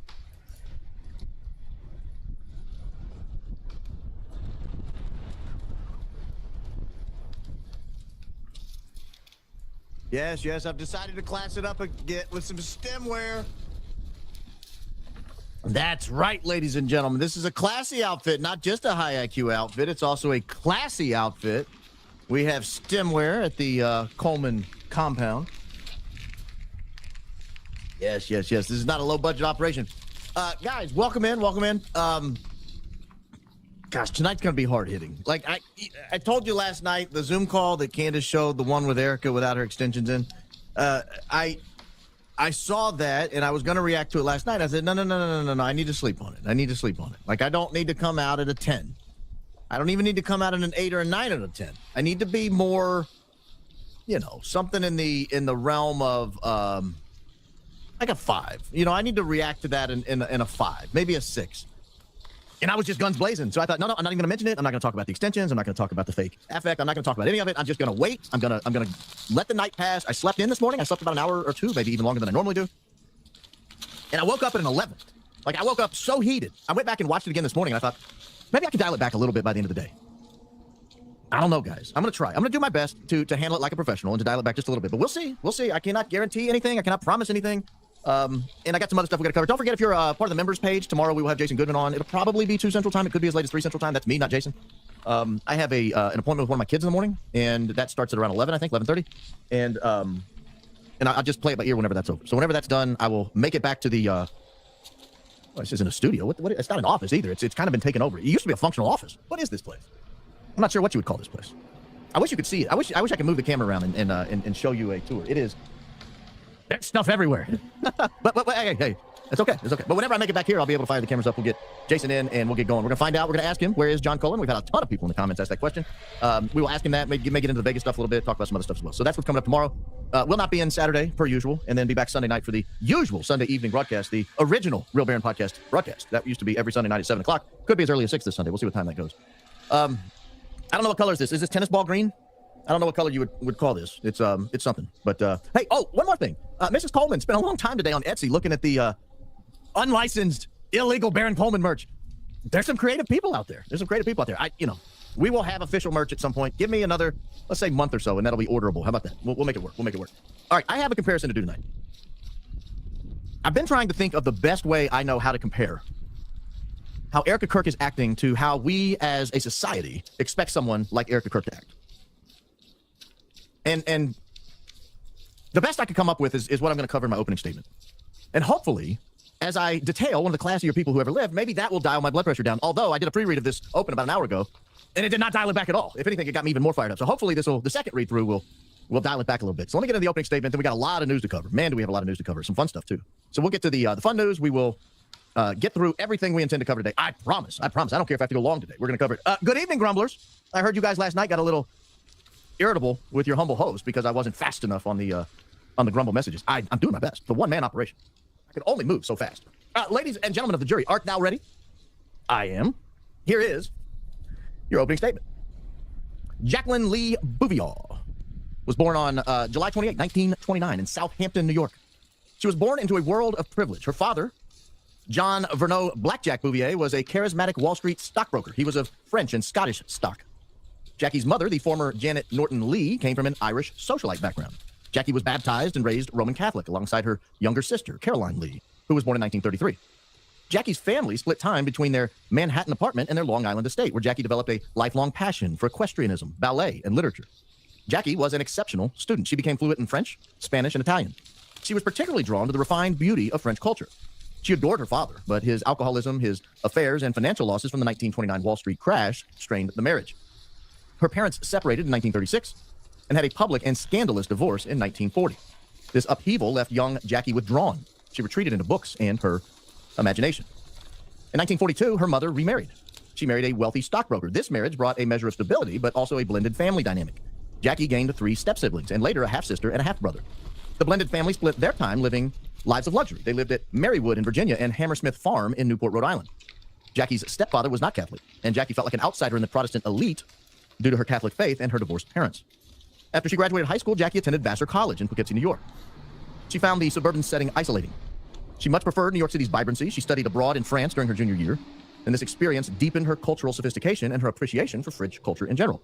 She ultimately transferred for her senior year to George Washington University in Washington, D.C., where she earned a bachelor's degree in French literature at the age of 22 in 1951. Jackie's early career showcased her independence. She briefly worked in Vogue magazine's New York and Paris offices, but quit on her mother's advice to prioritize finding a husband and getting married. Back in Washington, D.C., she became the inquiring camera girl for the Washington Times-Herald, interviewing everyday people and notables alike, earning modest pay but honing her poise.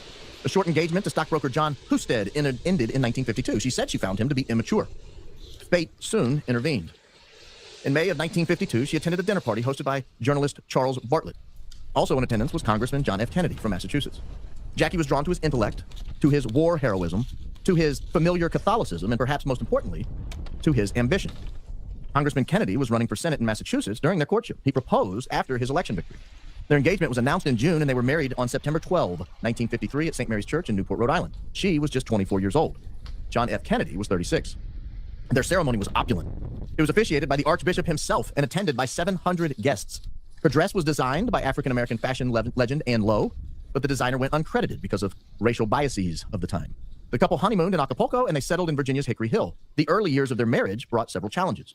John F. Kennedy had unreported health issues, including a 1954 spinal surgery. Jackie had a miscarriage in 1955 and a stillbirth in 1956. The couple relocated to Georgetown, where they welcomed daughter Caroline in 1957 and son John F. Kennedy Jr. in 1960. Jackie and JFK's marriage blended personal trials with a very public political life. It transformed her image from a private socialite to a national figure. As his Senate career advanced, Jackie advised on his image, his wardrobe, and his campaigns. John F. Kennedy's 1960 presidential campaign intensified her role. Early on, she joined events, but pregnancy with John Jr. mostly kept her homebound. She contributed by writing a well-read campaign wife column and participated in voter outreach and media interviews. Her elegance and star power drew large crowds. It is said that attendance easily doubled at JFK events when it was announced she would be president. Kennedy's narrow victory over Richard Nixon in 1960 made Jackie, at just 31 years old, the youngest first lady since Frances Cleveland all the way back in the 1890s.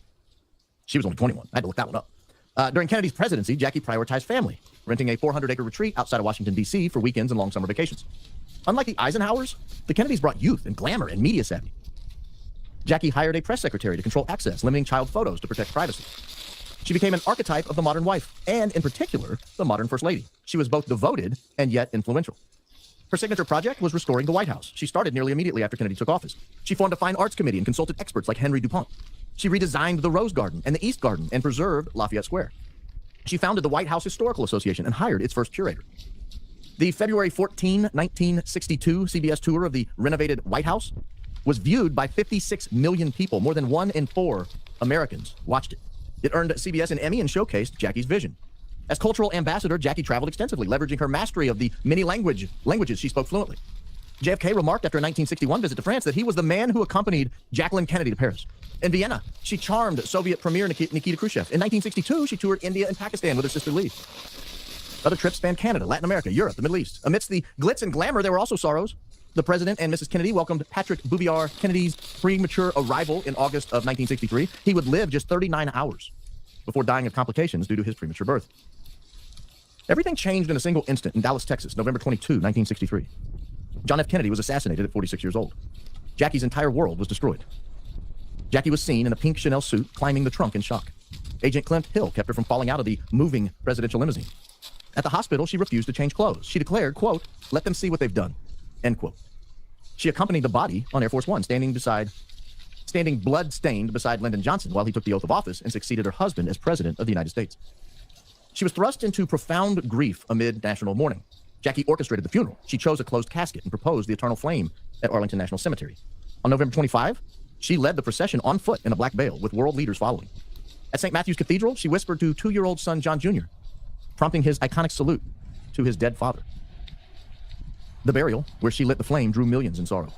Immediately after the funeral, she retreated to the White House, where she shielded Caroline and John.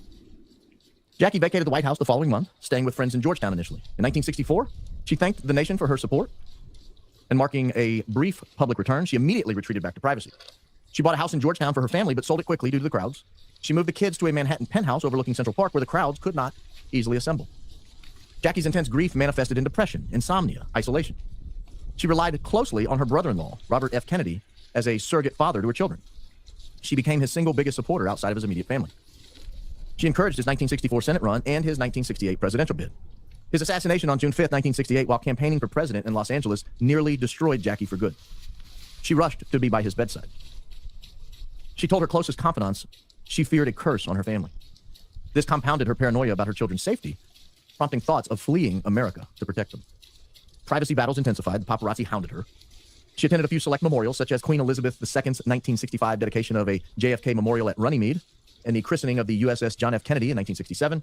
She even attended Martin Luther King Jr.'s funeral in 1968.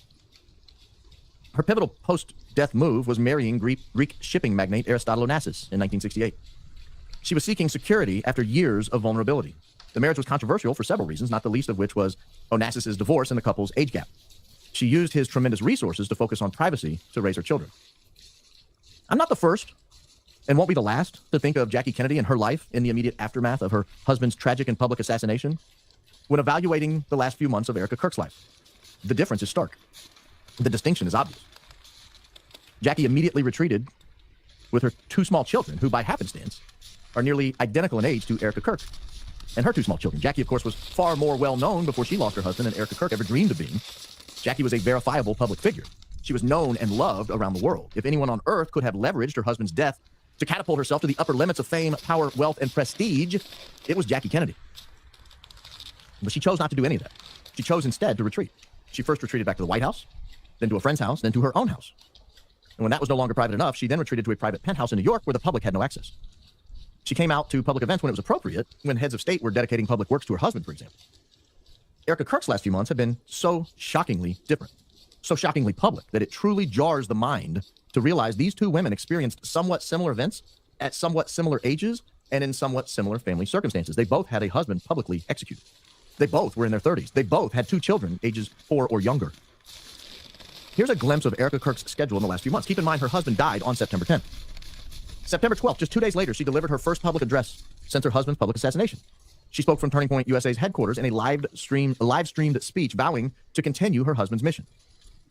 September 21, 11 days after his death, she delivered a eulogy at a memorial service, addressing roughly the 250,000 people present, as well as the approximate 100 million people who watched online. September 27, she hosted an episode of the Charlie Kirk Show podcast. She announced the show's continuation with a new format, her commitment to the American Comeback Tour on college campuses, and plans to release unseen speeches and interviews by her late husband. October 14, she attended a White House ceremony to accept the Presidential Medal of Freedom awarded posthumously to Charlie Kirk by President Donald Trump. October 29, she spoke at a This Is the Turning Point campus tour event at the University of Mississippi in Oxford, awkwardly hugging the vice president in black leather pants. November 5, she appeared in her first TV interview since her husband's death on the Jesse Waters primetime Fox News program, reflecting on his life, the loss, the faith, and her last moments with Charlie Kirk. December 4, she was interviewed at the New York Times Deal Book Summit by Andrew Ross Sorkin, discussing her husband's legacy, political discourse, and her role at Turning Point USA. December 8, she was interviewed live on Hannity on the Fox News channel by host Sean Hannity, focusing on her decision to complete and promote her husband's book, Stop in the Name of God, Why Honoring the Sabbath Will Transform Your Life. December 9, appeared on Fox and Friends on Fox News, discussing her husband's book and legacy. December 9, later in the day, interviewed on the Brian Kilmeade Show on Fox News Radio. Even later that day, December 9, served as a guest co-host on The Five. December 10, appeared on the show Outnumbered on Fox News for a full hour. December 11, appeared on Will Kane Country on Fox News. December 11, interviewed on the Glenn Beck program, addressing conspiracy theories about her husband's assassination. Of course, promoting his book and discussing his legacy. December 13, participated in a 1-hour CBS News town hall moderated by Barry Weiss, discussing faith, grief, political violence, conspiracy theories, and raising children in the social media era. December 18, delivered a speech at Turning Point USA's America Fest Summit in Phoenix, Arizona, in a gold sequined outfit. January 21, spoke at the kickoff of the Turning Point USA Faith's Make Heaven Crowded tour at Harvest Christian Fellowship in Riverside, California. January 22, spoke at the Make Heaven Crowded tour in San Diego, California. Of note, more than one of these speeches featured Erica Kirk coming to the stage with fireworks going off around her. Everyone grieves differently, I suppose. Perhaps some don't even grieve at all. And that is your opening statement. If you thought that was heavy going into it, just wait. It gets worse for her tonight. I hate to say it. I hate to be the one to break it to you, but this is not going to be good. This is not going to go well at all. All right. I think I've dialed it back in my mind. I'm no longer a 10. I might be like a 7. And I think that's a fair place to be right now. I think it's a fair place to be right now. Let me see if I don't get too wound up. I have my coffee. I have coffee, and if I drink all this, I might be at 11 by the end of this video. So let me share the screen here. You guys have seen this. I want to give you a fair dose of commentary. So if you don't like when people stop and start videos, I heard Jimmy Dore this morning talking about how people didn't like when he stopped and shared the video. I'm like, then just go find the video on X and watch it. Why do you want to watch me watch the video? Wouldn't you rather watch someone provide commentary and give thoughts? That's what you're going to get, ladies and gentlemen. You're going to get a fair dose of commentary and thoughts here. This is Erica Kirk just 5 days, allegedly, after her husband passed away, shockingly. That is a genuine smile, believe it or not. This Marina Minas over here, she is the marketing director, I think, at TPUSA. Also on here, I think in a second, it's going to focus solely on the affable Erica Kirk 5 days after her husband passed away.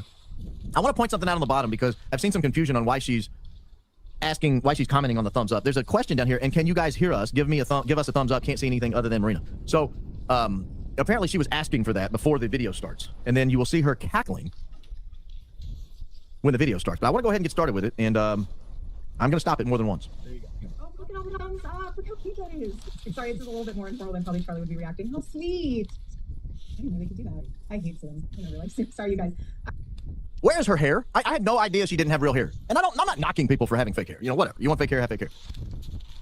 But was anyone else aware of the fake hair? Because her hair is not there. I don't see it unless it's just really tightly wound up behind her. But I heard her one time commenting on something. She says, well, that's because I'm blonde.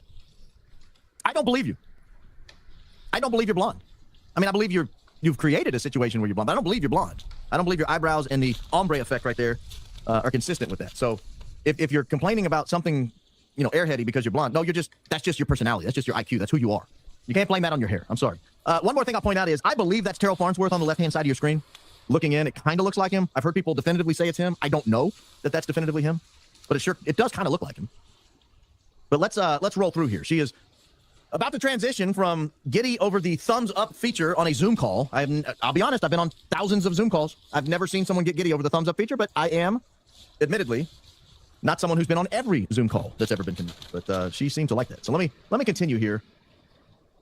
I just wanted to say first and foremost, my heart obviously is broken for you guys as much as it is for our family. You guys lost not only a boss, but someone that you looked up to, someone that you believed in his mission, that you also that you loved. You loved listening to his show. You loved hearing his wisdom on things. I'm sure some of you have also had very personal moments of where you sat down and had private conversations with him. All right, quickly, why are you telling them what they feel about him? That was a very weird intro to me. The other thing that was weird was, if you notice, at one point when she's talking about it, she does this move. Why are you closing your eyes when and being in pain and holding your hand over your face when you are describing how much these people believe in your husband? Did you not? Like, if you're talking to someone and they do this, they're not believing what they're telling you. Like, I got bad news. If the first time you lean in to tell your girl or your man that you love him or her, what up, girl? I just want you to know I love you, girl. And she goes, I love you too. Bro, no, she doesn't. I got bad news for you. Get the hell out. She does not. She does not. I believe in you. No, she does not believe in you. You better go. You better get out of here. I mean, that is not the face of someone who believes what she's saying. That is not at all the face of someone who believes what she's saying, nor should anybody have to take to a conference call to badger employees into understanding that those employees did in fact love their boss. I know how much you loved your boss. I know how much you cared for him. I know how much you believed in him. I mean, what if they're like, well, I just kind of answered an Indeed ad that said you were looking for an accountant. I voted for Kamala. I mean, you don't know that every one of these people believed in him and were just devoted to him. He wasn't David Koresh, right? That could have left at any point. It's off to a very weird start. Like, it is off to such a bad start. Again, I have to the same question I asked last night when we played clips from the Zoom call. This is a terrible format for her, by the way. They need to restrain her. But there are two people. There's a person on either side of her, including Stacey Sheridan on one side. Did nobody stop her and say, stop, no, stop with this. Bad look. Let's kill the video. We continue.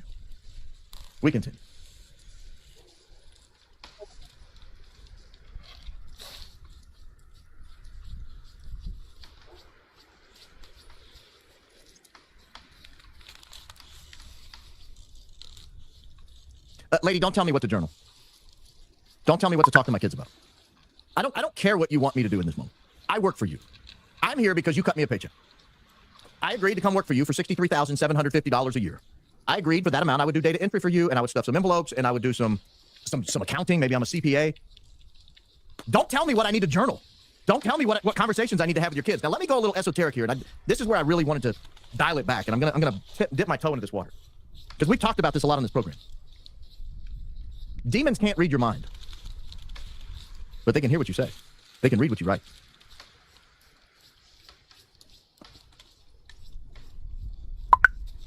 Oh, no. Did I not do the video again? Son of a biscuit eater. Did I really not? Oh, no. Did I not?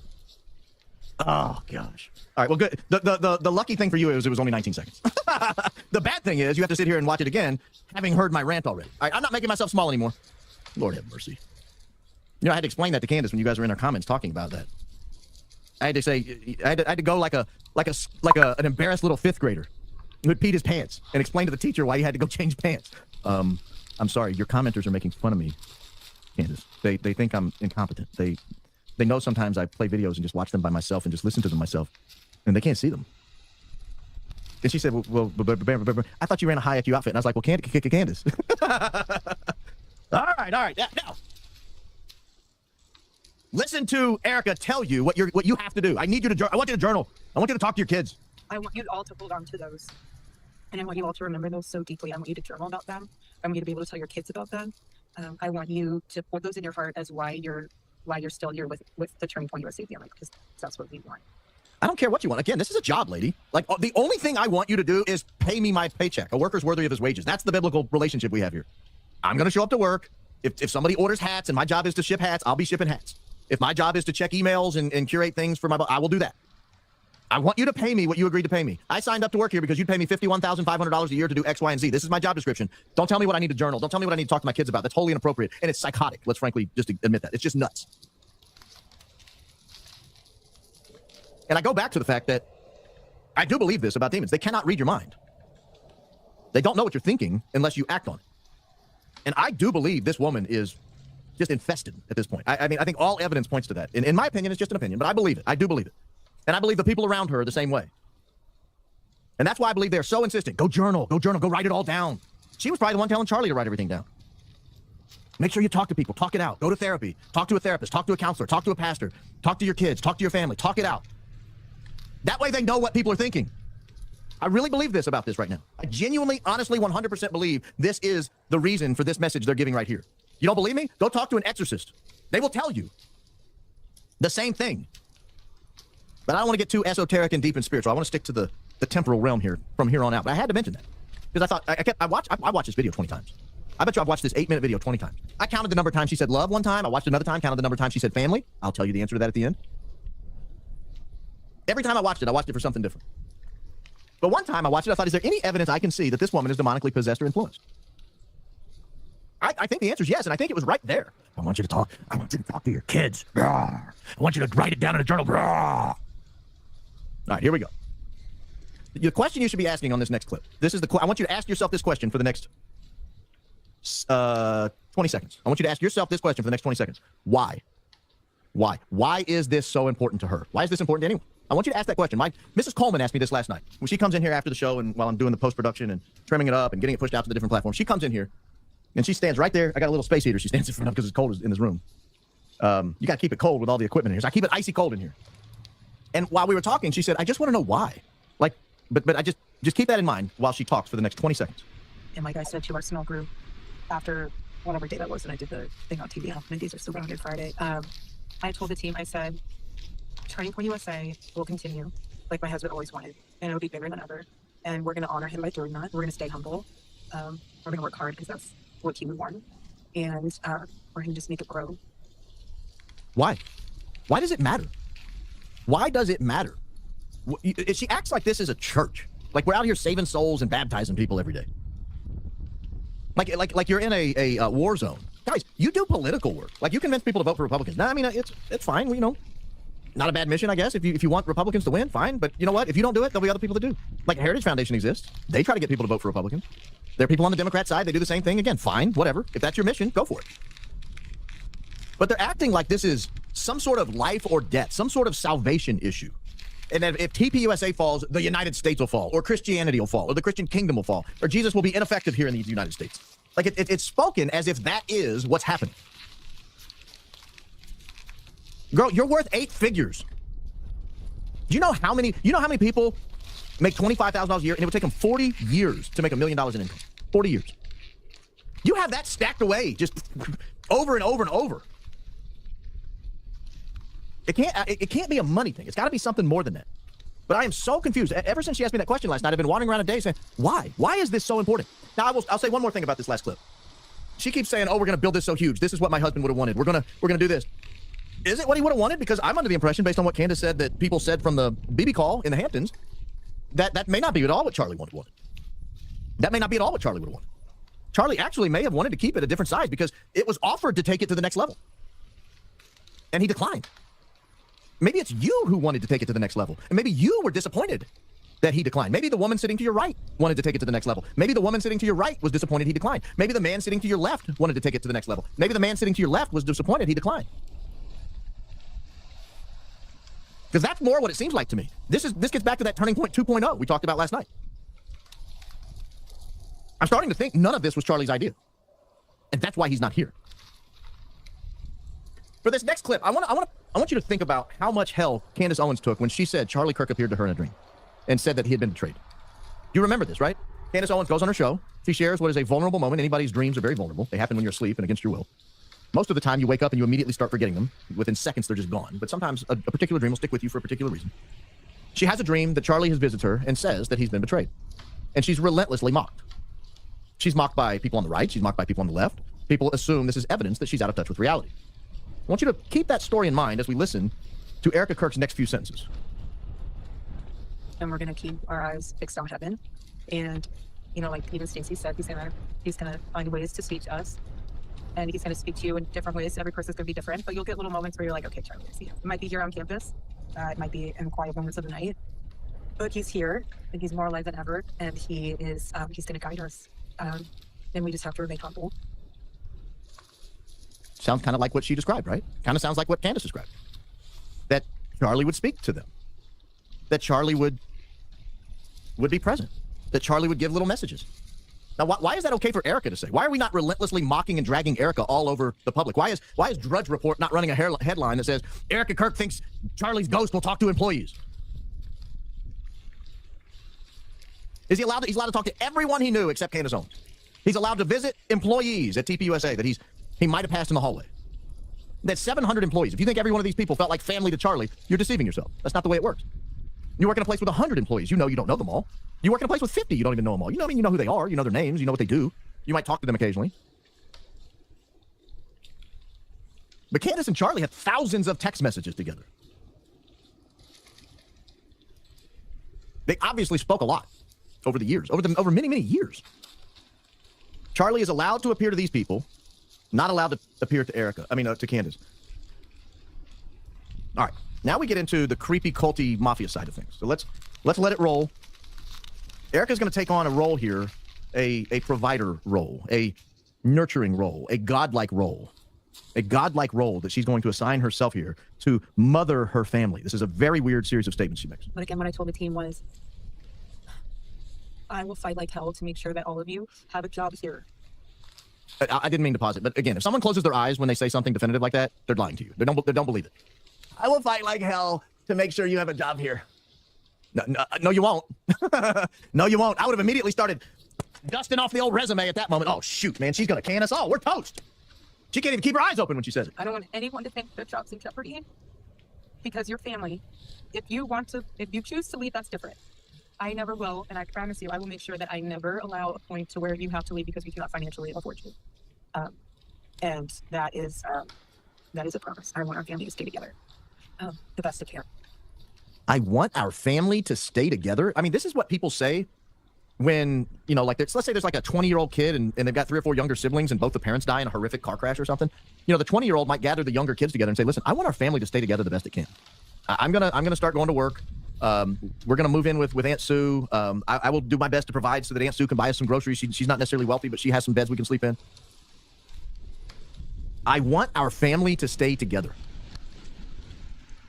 The whole family thing is really, really weird. It's culty. We talked last night. There's the Manson family. The mafia talks about themselves in the frames of family. If your job starts talking to you like that, they intend to abuse you. Period. End of story. If your job starts telling you you're part of a family, unless it's a family-owned business, like if it's like your dad and your uncle run a tire shop and he hires you to, clean up the cars after they mount the tires, okay, it's a family business, whatever. But if you found the job from Indeed, it ain't a family. I got a bad idea. I got bad news for you. You're just an employee. They'll drop the hammer at you. You're at will. There's nothing you can do about it. Period. End of story. If they start talking about you being a family, what they're doing is they're manipulating. This whole thing is manipulative. The way she drops the God comments, the way she drops the family comments, the way she tells them she loves them over and over. Girl, you don't love these people. Period. End of story. You don't love these people. You might like some of them. You would not lay down your life for the accountant level 2 in accounts receivable. I can assure you. I don't even think you would share an Uber with that person. I'll give you evidence of that at the end. She says something and then catches herself. I'll point that out. But this whole mother provider role, guys, there are a few providers in your life that you'll come across to. There's the original mother. Everybody has a mother. Everybody was born to a woman. That woman is a provider for you. If you're fortunate, you might be born into a 2-parent household. Now you've got 2 providers for you. Maybe you find yourself in a faith-filled home, and the Lord Himself becomes a provider for you. Your boss ain't your provider. It's just not your provider. This is not a feudal land. You're not a feudal lord from the Middle Ages.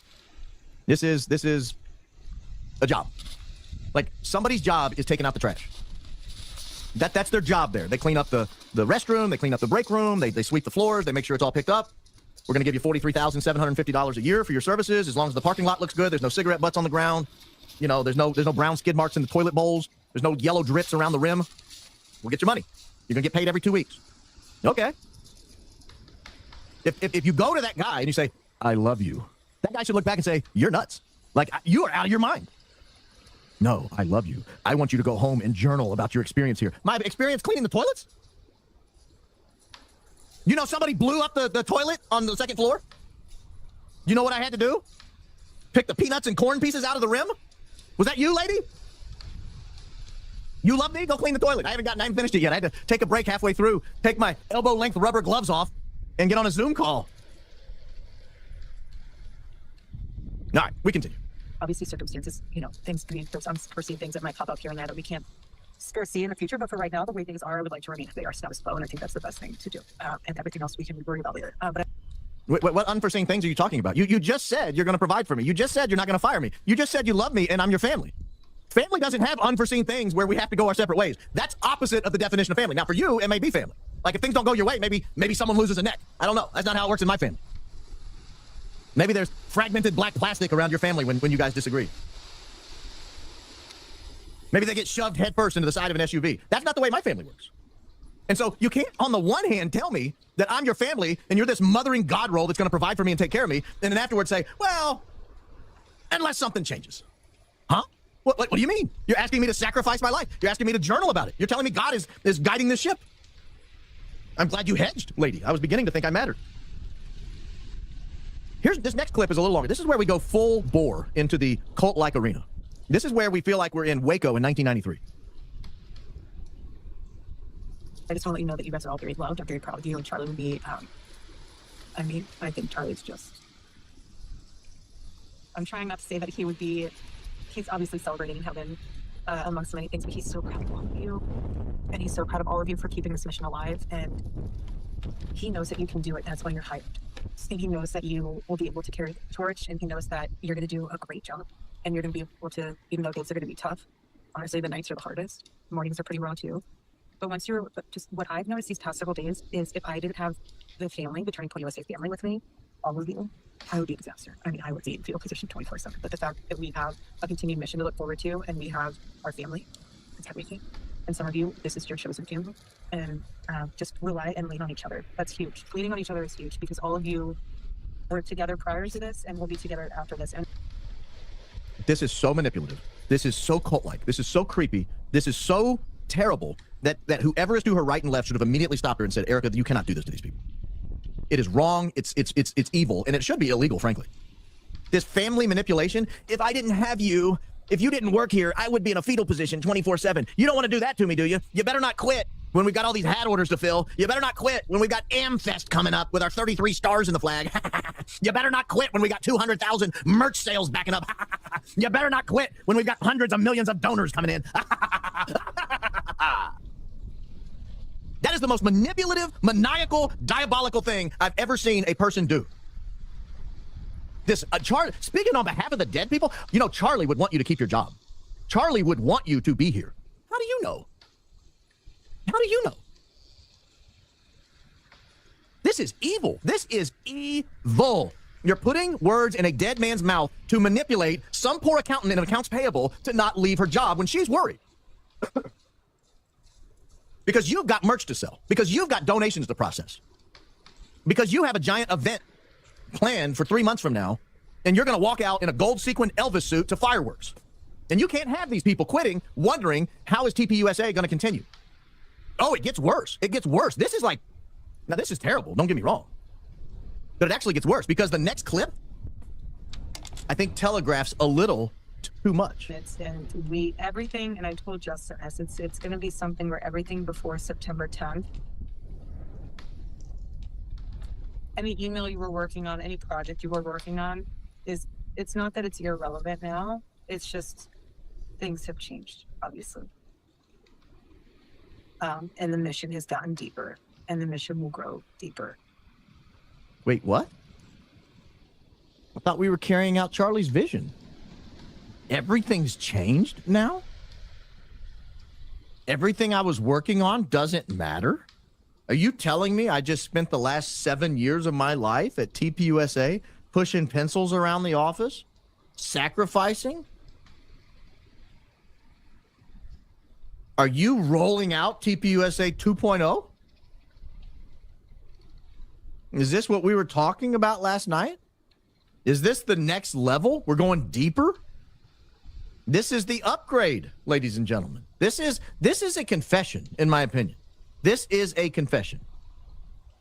Everything you were working on doesn't matter. I.e., Charlie didn't know what the hell he was doing. We've got it under control now. But please, please don't quit. Please don't quit. Because if you quit, I won't be able to carry this out. I have no idea what's going on in the chat. They're talking about pink eye being from feces. It's lost control. I just looked over for the first time in the last 10 minutes, and that's the one comment I keyed in on. Pink eye is from feces. I'm like, wow. I have no idea. Guys, we have a show going on over here. I have no idea. I have no idea what you guys are talking about. I'm trying to draw deep connections, and y'all are talking about pink eye coming from feces. I'm allowing it. Look, we're a family. No, I'm just kidding. We're a community.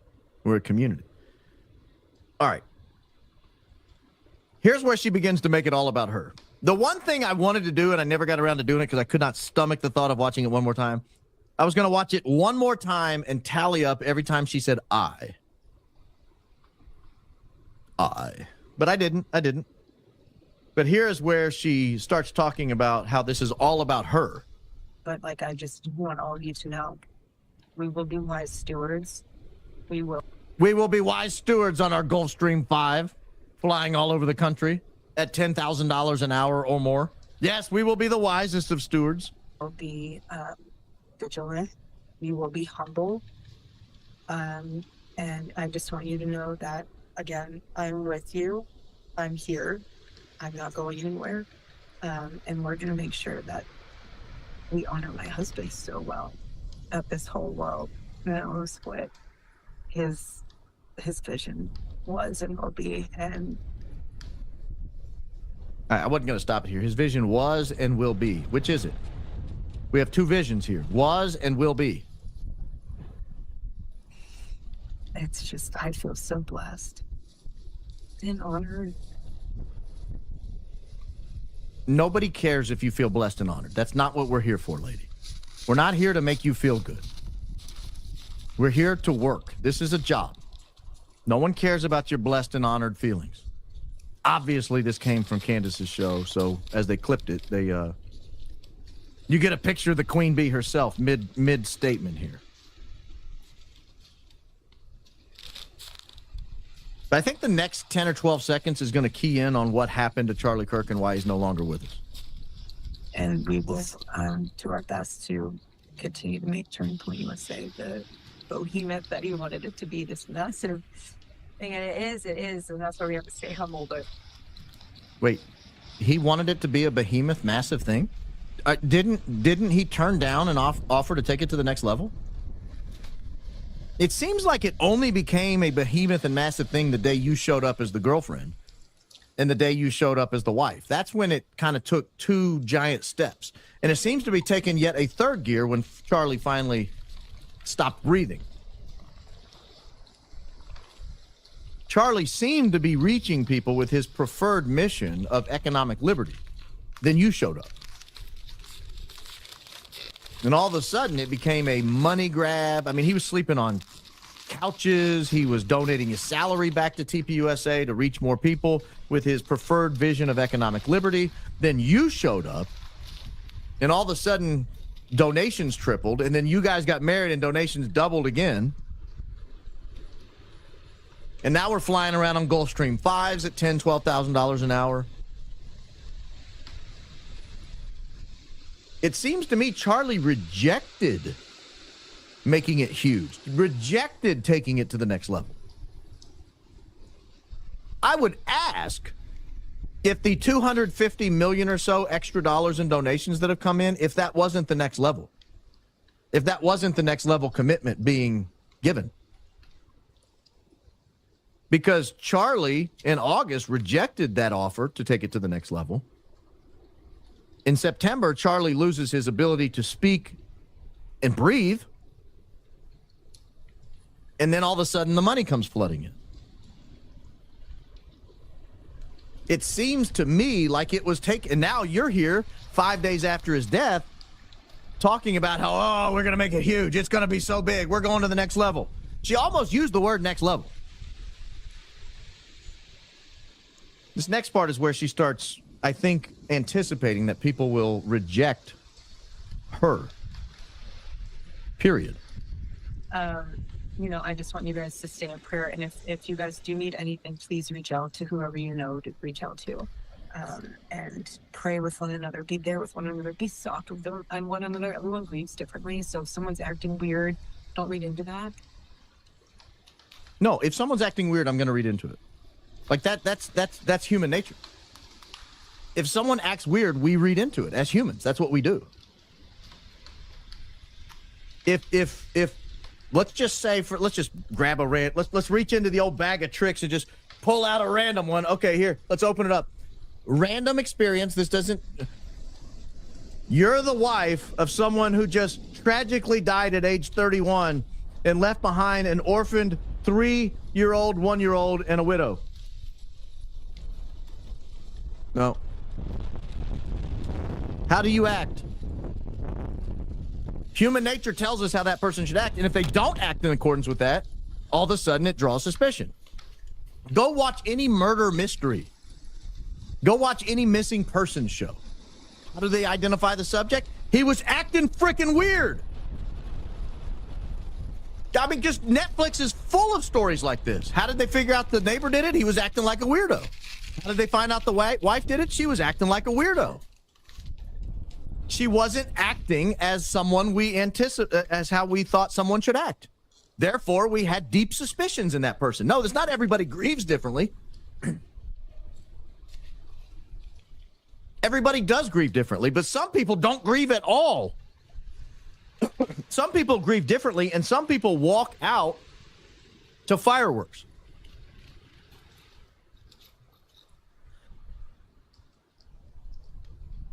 I think she anticipated that people would begin to look at her and think, she's not grieving. And so she was already laying the framework 5 days into this.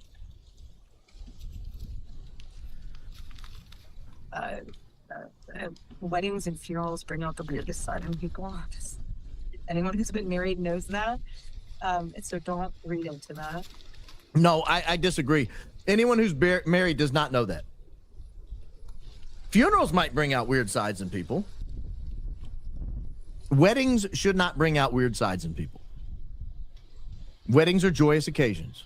Two souls becoming one. What God has joined together, let no man put asunder. Weddings do not bring out weird stuff in people. Weddings bring out weird things in honeypots, I guess, maybe. Maybe the husbands of honeypots, it brings out the weird side of them. I'm telling you guys, this was a disaster. I am so thankful to Candace Owens for getting her hands on this and playing it. I think this is, without a doubt, the end of Erica Kirk. And if it is not the end of Erica Kirk, then they're all in on it. Because there's nobody on the board at TPUSA who the last couple of days when these two different calls came out did not look left and look right at everybody in the room and say, holy bull butter, what in the heck is going on?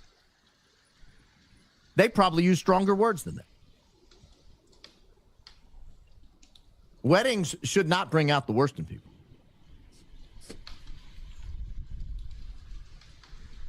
Just love on each other. And if there's anything or anyone who tries to divide your team or you, or that's just the enemy, and just rebuke it and know that there's a bigger mission at hand. And again, you guys are all very loved, and I feel very honored, and I'm grateful for all of you. So I just wanted to take some time to hop on and share with you my condolences. I wish I could hug all of you, but again, the fact that there's a lot of them in the office today. Yeah, she just caught herself. I wish I could hug on you. And then she looked around like, oh, gosh, a lot of people are here. I might have to hug them, so I need to somehow sneak out of here. Like, you could see it on her face. She was like, oh, I wish I could hug on you. And then she looked around, she goes, There are a lot of them here today, aren't there? Plebes. There's the great unwashed masses. They're here, aren't they, Justin? Aren't they, Stacy? Oh, gosh. Now they're going to expect me to hug them. How do I get out of this? The fact that a lot of you guys are here in office, that's what you do. It's the mission. He doesn't want you to just be sitting on the couch alone in your room. He wants you to, obviously, I mean, we will all mourn, but he would want you to build. And so that's what we'll do. We'll have a sword in one hand, and we'll have a hammer in the other. Has anybody ever built anything with a sword? Raise your hand in the audience. Have you ever built anything with a sword? Have you ever used that metaphor for building? Guys, what we're going to do, we're going to build. Everybody get your swords. Like if you go to the job site and they say, all right, guys, today we're going to build a barn. We're going to do it like the Amish do. We're going to do it quickly. Everybody grab your swords. Huh? Yeah, we're going to build. Grab your swords. We're going to get our swords and our hammers. Wait a minute. What are we building? We're going to build an organization. We're going to build a place to work. Excuse me, me in the back. Yeah, you. Why do we need swords to build? Now we're going to build a barn. With a sword? Swords are what you take people's necks off with. Yeah, grab your sword. We're building. Get your swords. Everybody get your swords out. We got a lot of building to do. We're going to put a sword in one hand and a hammer in the other. And you're just going to build away. Whoosh. Tap, tap, tap, tap, tap. Whoosh. Tap, tap, tap, tap, tap. Whoosh. Tap, tap, tap. You know, we're going to swoosh people's necks off and we're going to hit them with hammers. It sounds more like you're going to war, lady. It sounds more like you're anticipating that people are going to recognize you're wrecking Charlie Kirk's legacy, that they're going to recognize that you're the one who has agreed to take it to the next level, and people are going to be divisive and factious about it, and you're going to need people with swords to defend you. That's what it sounds like.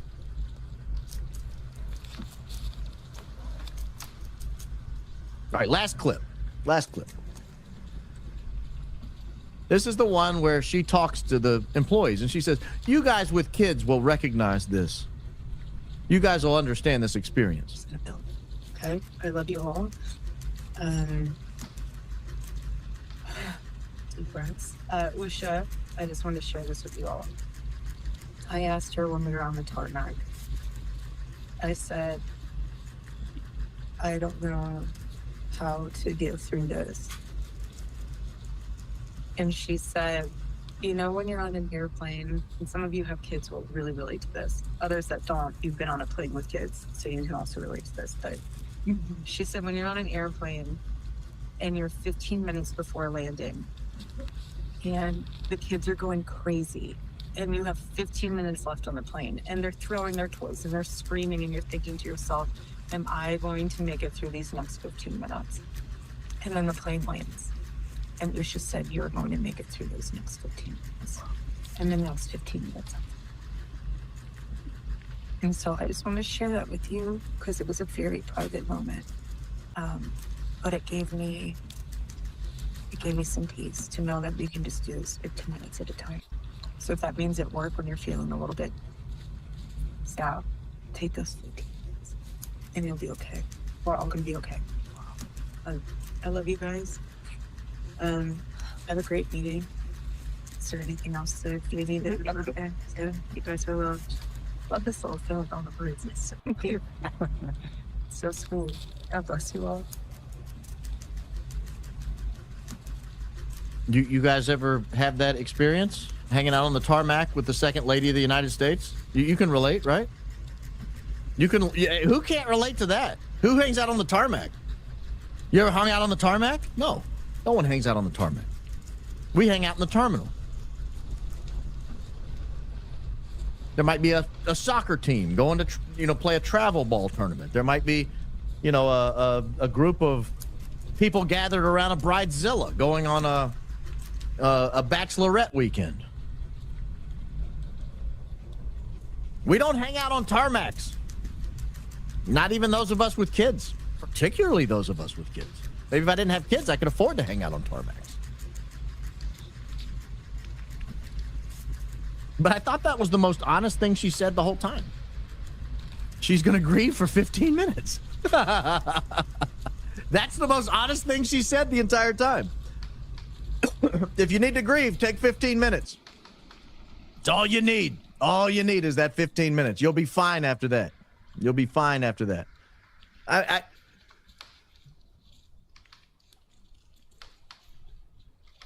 This woman is so out of touch with reality. If you're keeping track at home, she used the word love 10 times in 8 minutes. She used the word family 7 times in 8 minutes. She used the word I so many times I didn't want to go back and count it because it would take too long.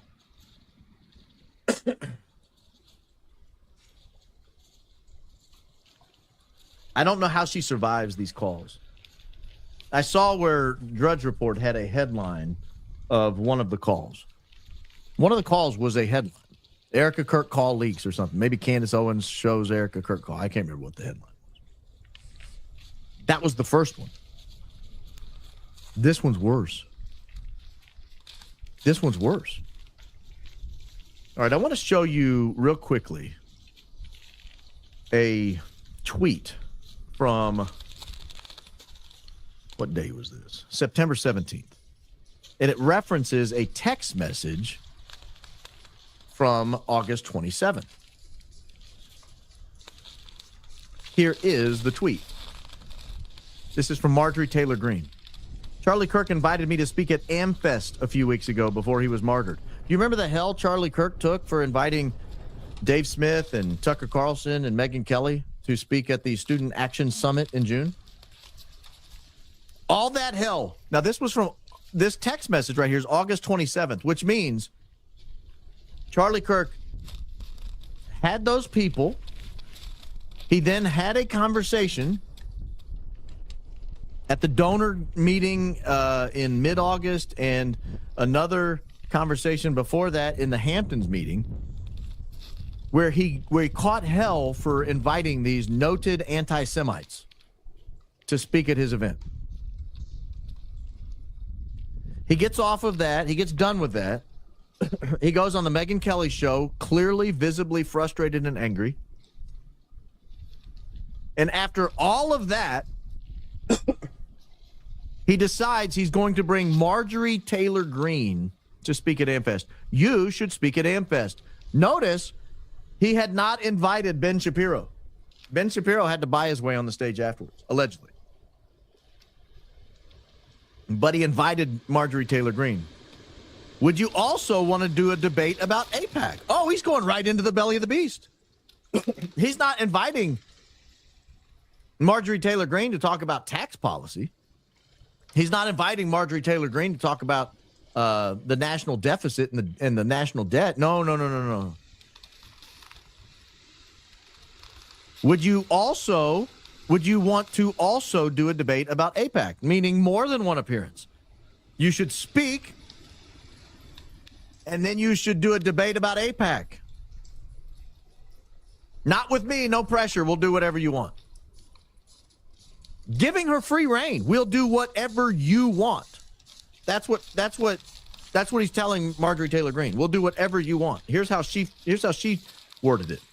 This was after I called for AIPAC to register under FARA and said that the nuclear-armed secular government of Israel was committing a genocide in Gaza and killing innocent children, Christians, and people. He asked if I wanted to debate about AIPAC. He said him, TPUSA, would do whatever I want on this issue.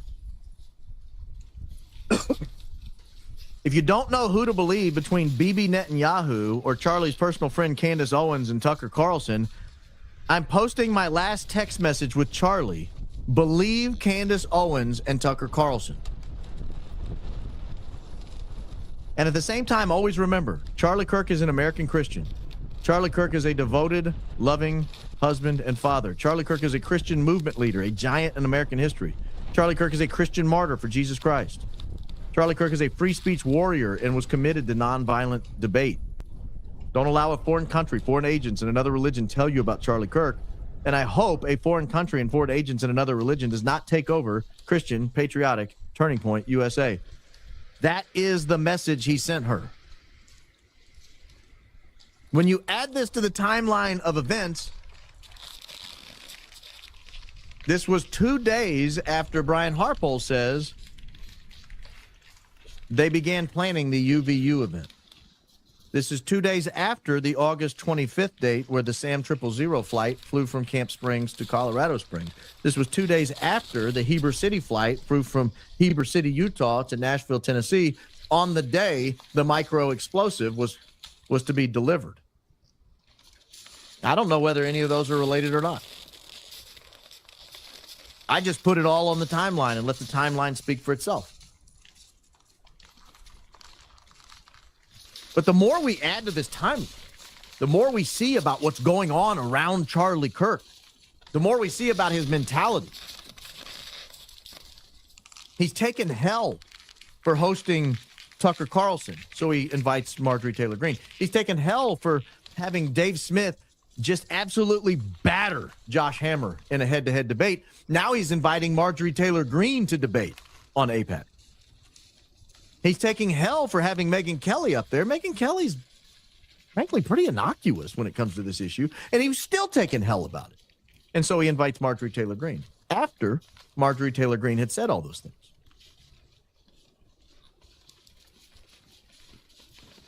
That was also the day, August 27th, when the UVU event was announced at the website, the Turning Point website.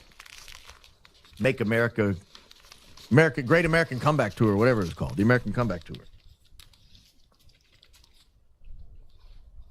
And as all this is going on, we're supposed to believe, we're still being sold the bill of goods, that Tyler Robinson had just had enough. That Charlie Kirk, who stocked his office with, like, so many gay people, like, it's hard to find anybody there who's straight. But we're to believe that issue is what finally caused his demise. Not all this other stuff. Not all this other demonstrable stuff that he's doing. We're not to believe that it's this Megyn Kelly, Marjorie Taylor Greene, Dave Smith, Tucker Carlson, Candace Owens problem. That's not why Charlie's dead. He's dead because a 21 or 22-year-old gay kid had just been fed up. Again, despite the fact that it seems like everybody in the office was pretty gay. Like, it was a Flintstones convention in there.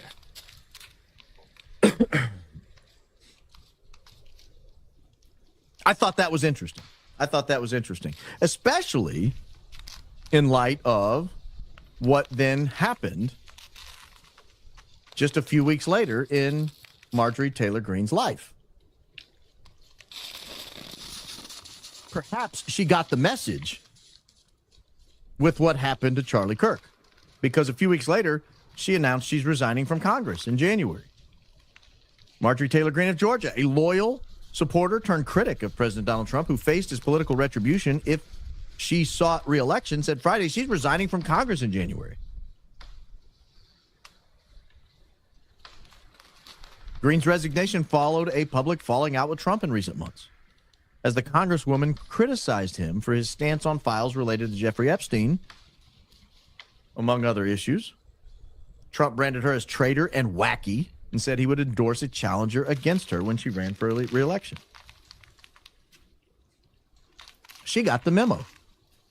I think that was the clear point. Everybody says, well, why would they not just poison Charlie in his sleep? Why would they not just smother him? Why would they not just make it look like he had a heart attack? Why would it not make it look like he fell down a flight of stairs? Why some tragic slaughter in public? Well,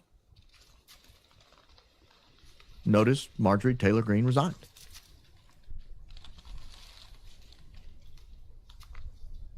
I thought there was another interesting thing that took place. Mad credit to, once again, to Daisy for picking the story up. A really incredible series of events, of happenings here. In April of last year, this would have been about the time that in my opinion, the Charlie Kirk offing was being bandied about. Salem Media Group, we talked about Salem Media Group. We talked about their connection to everything going on right now with the FARA registration filings, all the money that's going to be spent on Salem, how it's part of the plan. Donald Trump Jr. and Laura Trump signaled a bold new era in conservative media. Salem Media Group, fresh off eliminating all corporate long-term debt and growing the #1 conservative news show in America, is making its boldest move yet. Today, Salem announces a historic multi-dimensional deal that not only adds two of the most influential voices in the American media, Donald Trump Jr. and Laura Trump, but launches the company into an entirely new era of scale, relevance, and cultural power. What does that have to do with anything? Well, just wait. Because Charlie Kirk didn't want to be a part of that. You know, his show ran on Salem Media, right? Well, sort of.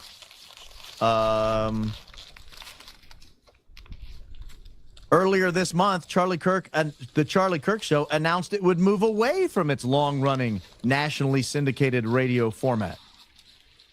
Oh? You're telling me right before Charlie Kirk passed away, he was announcing he was moving away from its long-running, nationally syndicated radio format? It was nationally syndicated, by the way, by Salem Media Group, a shift that included elevating, yada, yada, all that. Colvette, we know Andrew Colvette, said the decision was made by Kirk prior to his assassination. So what happened with radio is that it was actually a decision that Charlie Kirk had made before he was killed. We kind of had a new path we were charting even before. We were kind of seeing the numbers, seeing where the audience was going, and we had made that decision. Colvette said sticking to those plans was intentional in the weeks following Charlie Kirk's murder, framing continuity as a way to honor his leadership rather than rework it. One of the ways that I felt like we should honor Charlie's decision was to do exactly that and to keep to the plan. And I think you're going to see that throughout my answers. Now, who changes her mind on that? Oh, Colvette said the decision to keep the Charlie Kirk Show on air came directly from Kirk's wife, Erica Kirk, who stepped into the leadership role. Oh, so we're not honoring Charlie's wishes anymore. Charlie wanted to get off of Salem Radio. Erica Kirk said, al contrario. A couple of days after Charlie Kirk was assassinated, Erica Kirk was not curled up in the fetal position. She was making business decisions about the media operations. Erica looked at me and said, "You must keep the show going. They won't silence my husband's voice." So the Charlie Kirk Show is going to keep doing exactly what it's always done, obviously without Charlie in the anchor chair. We're going to keep doing our best to honor his legacy, to honor his memory, and that means keeping the show going, despite the fact he didn't want to. So I guess that's how we honor legacies these days. Charlie Kirk makes a decision to cancel the show. He doesn't want to be a part of this new Salem Media venture. He doesn't want to be a part of the massive FARA spending on Salem Media's airwaves. He doesn't want to be a part of it. It's almost as if he had made a clean break with that entire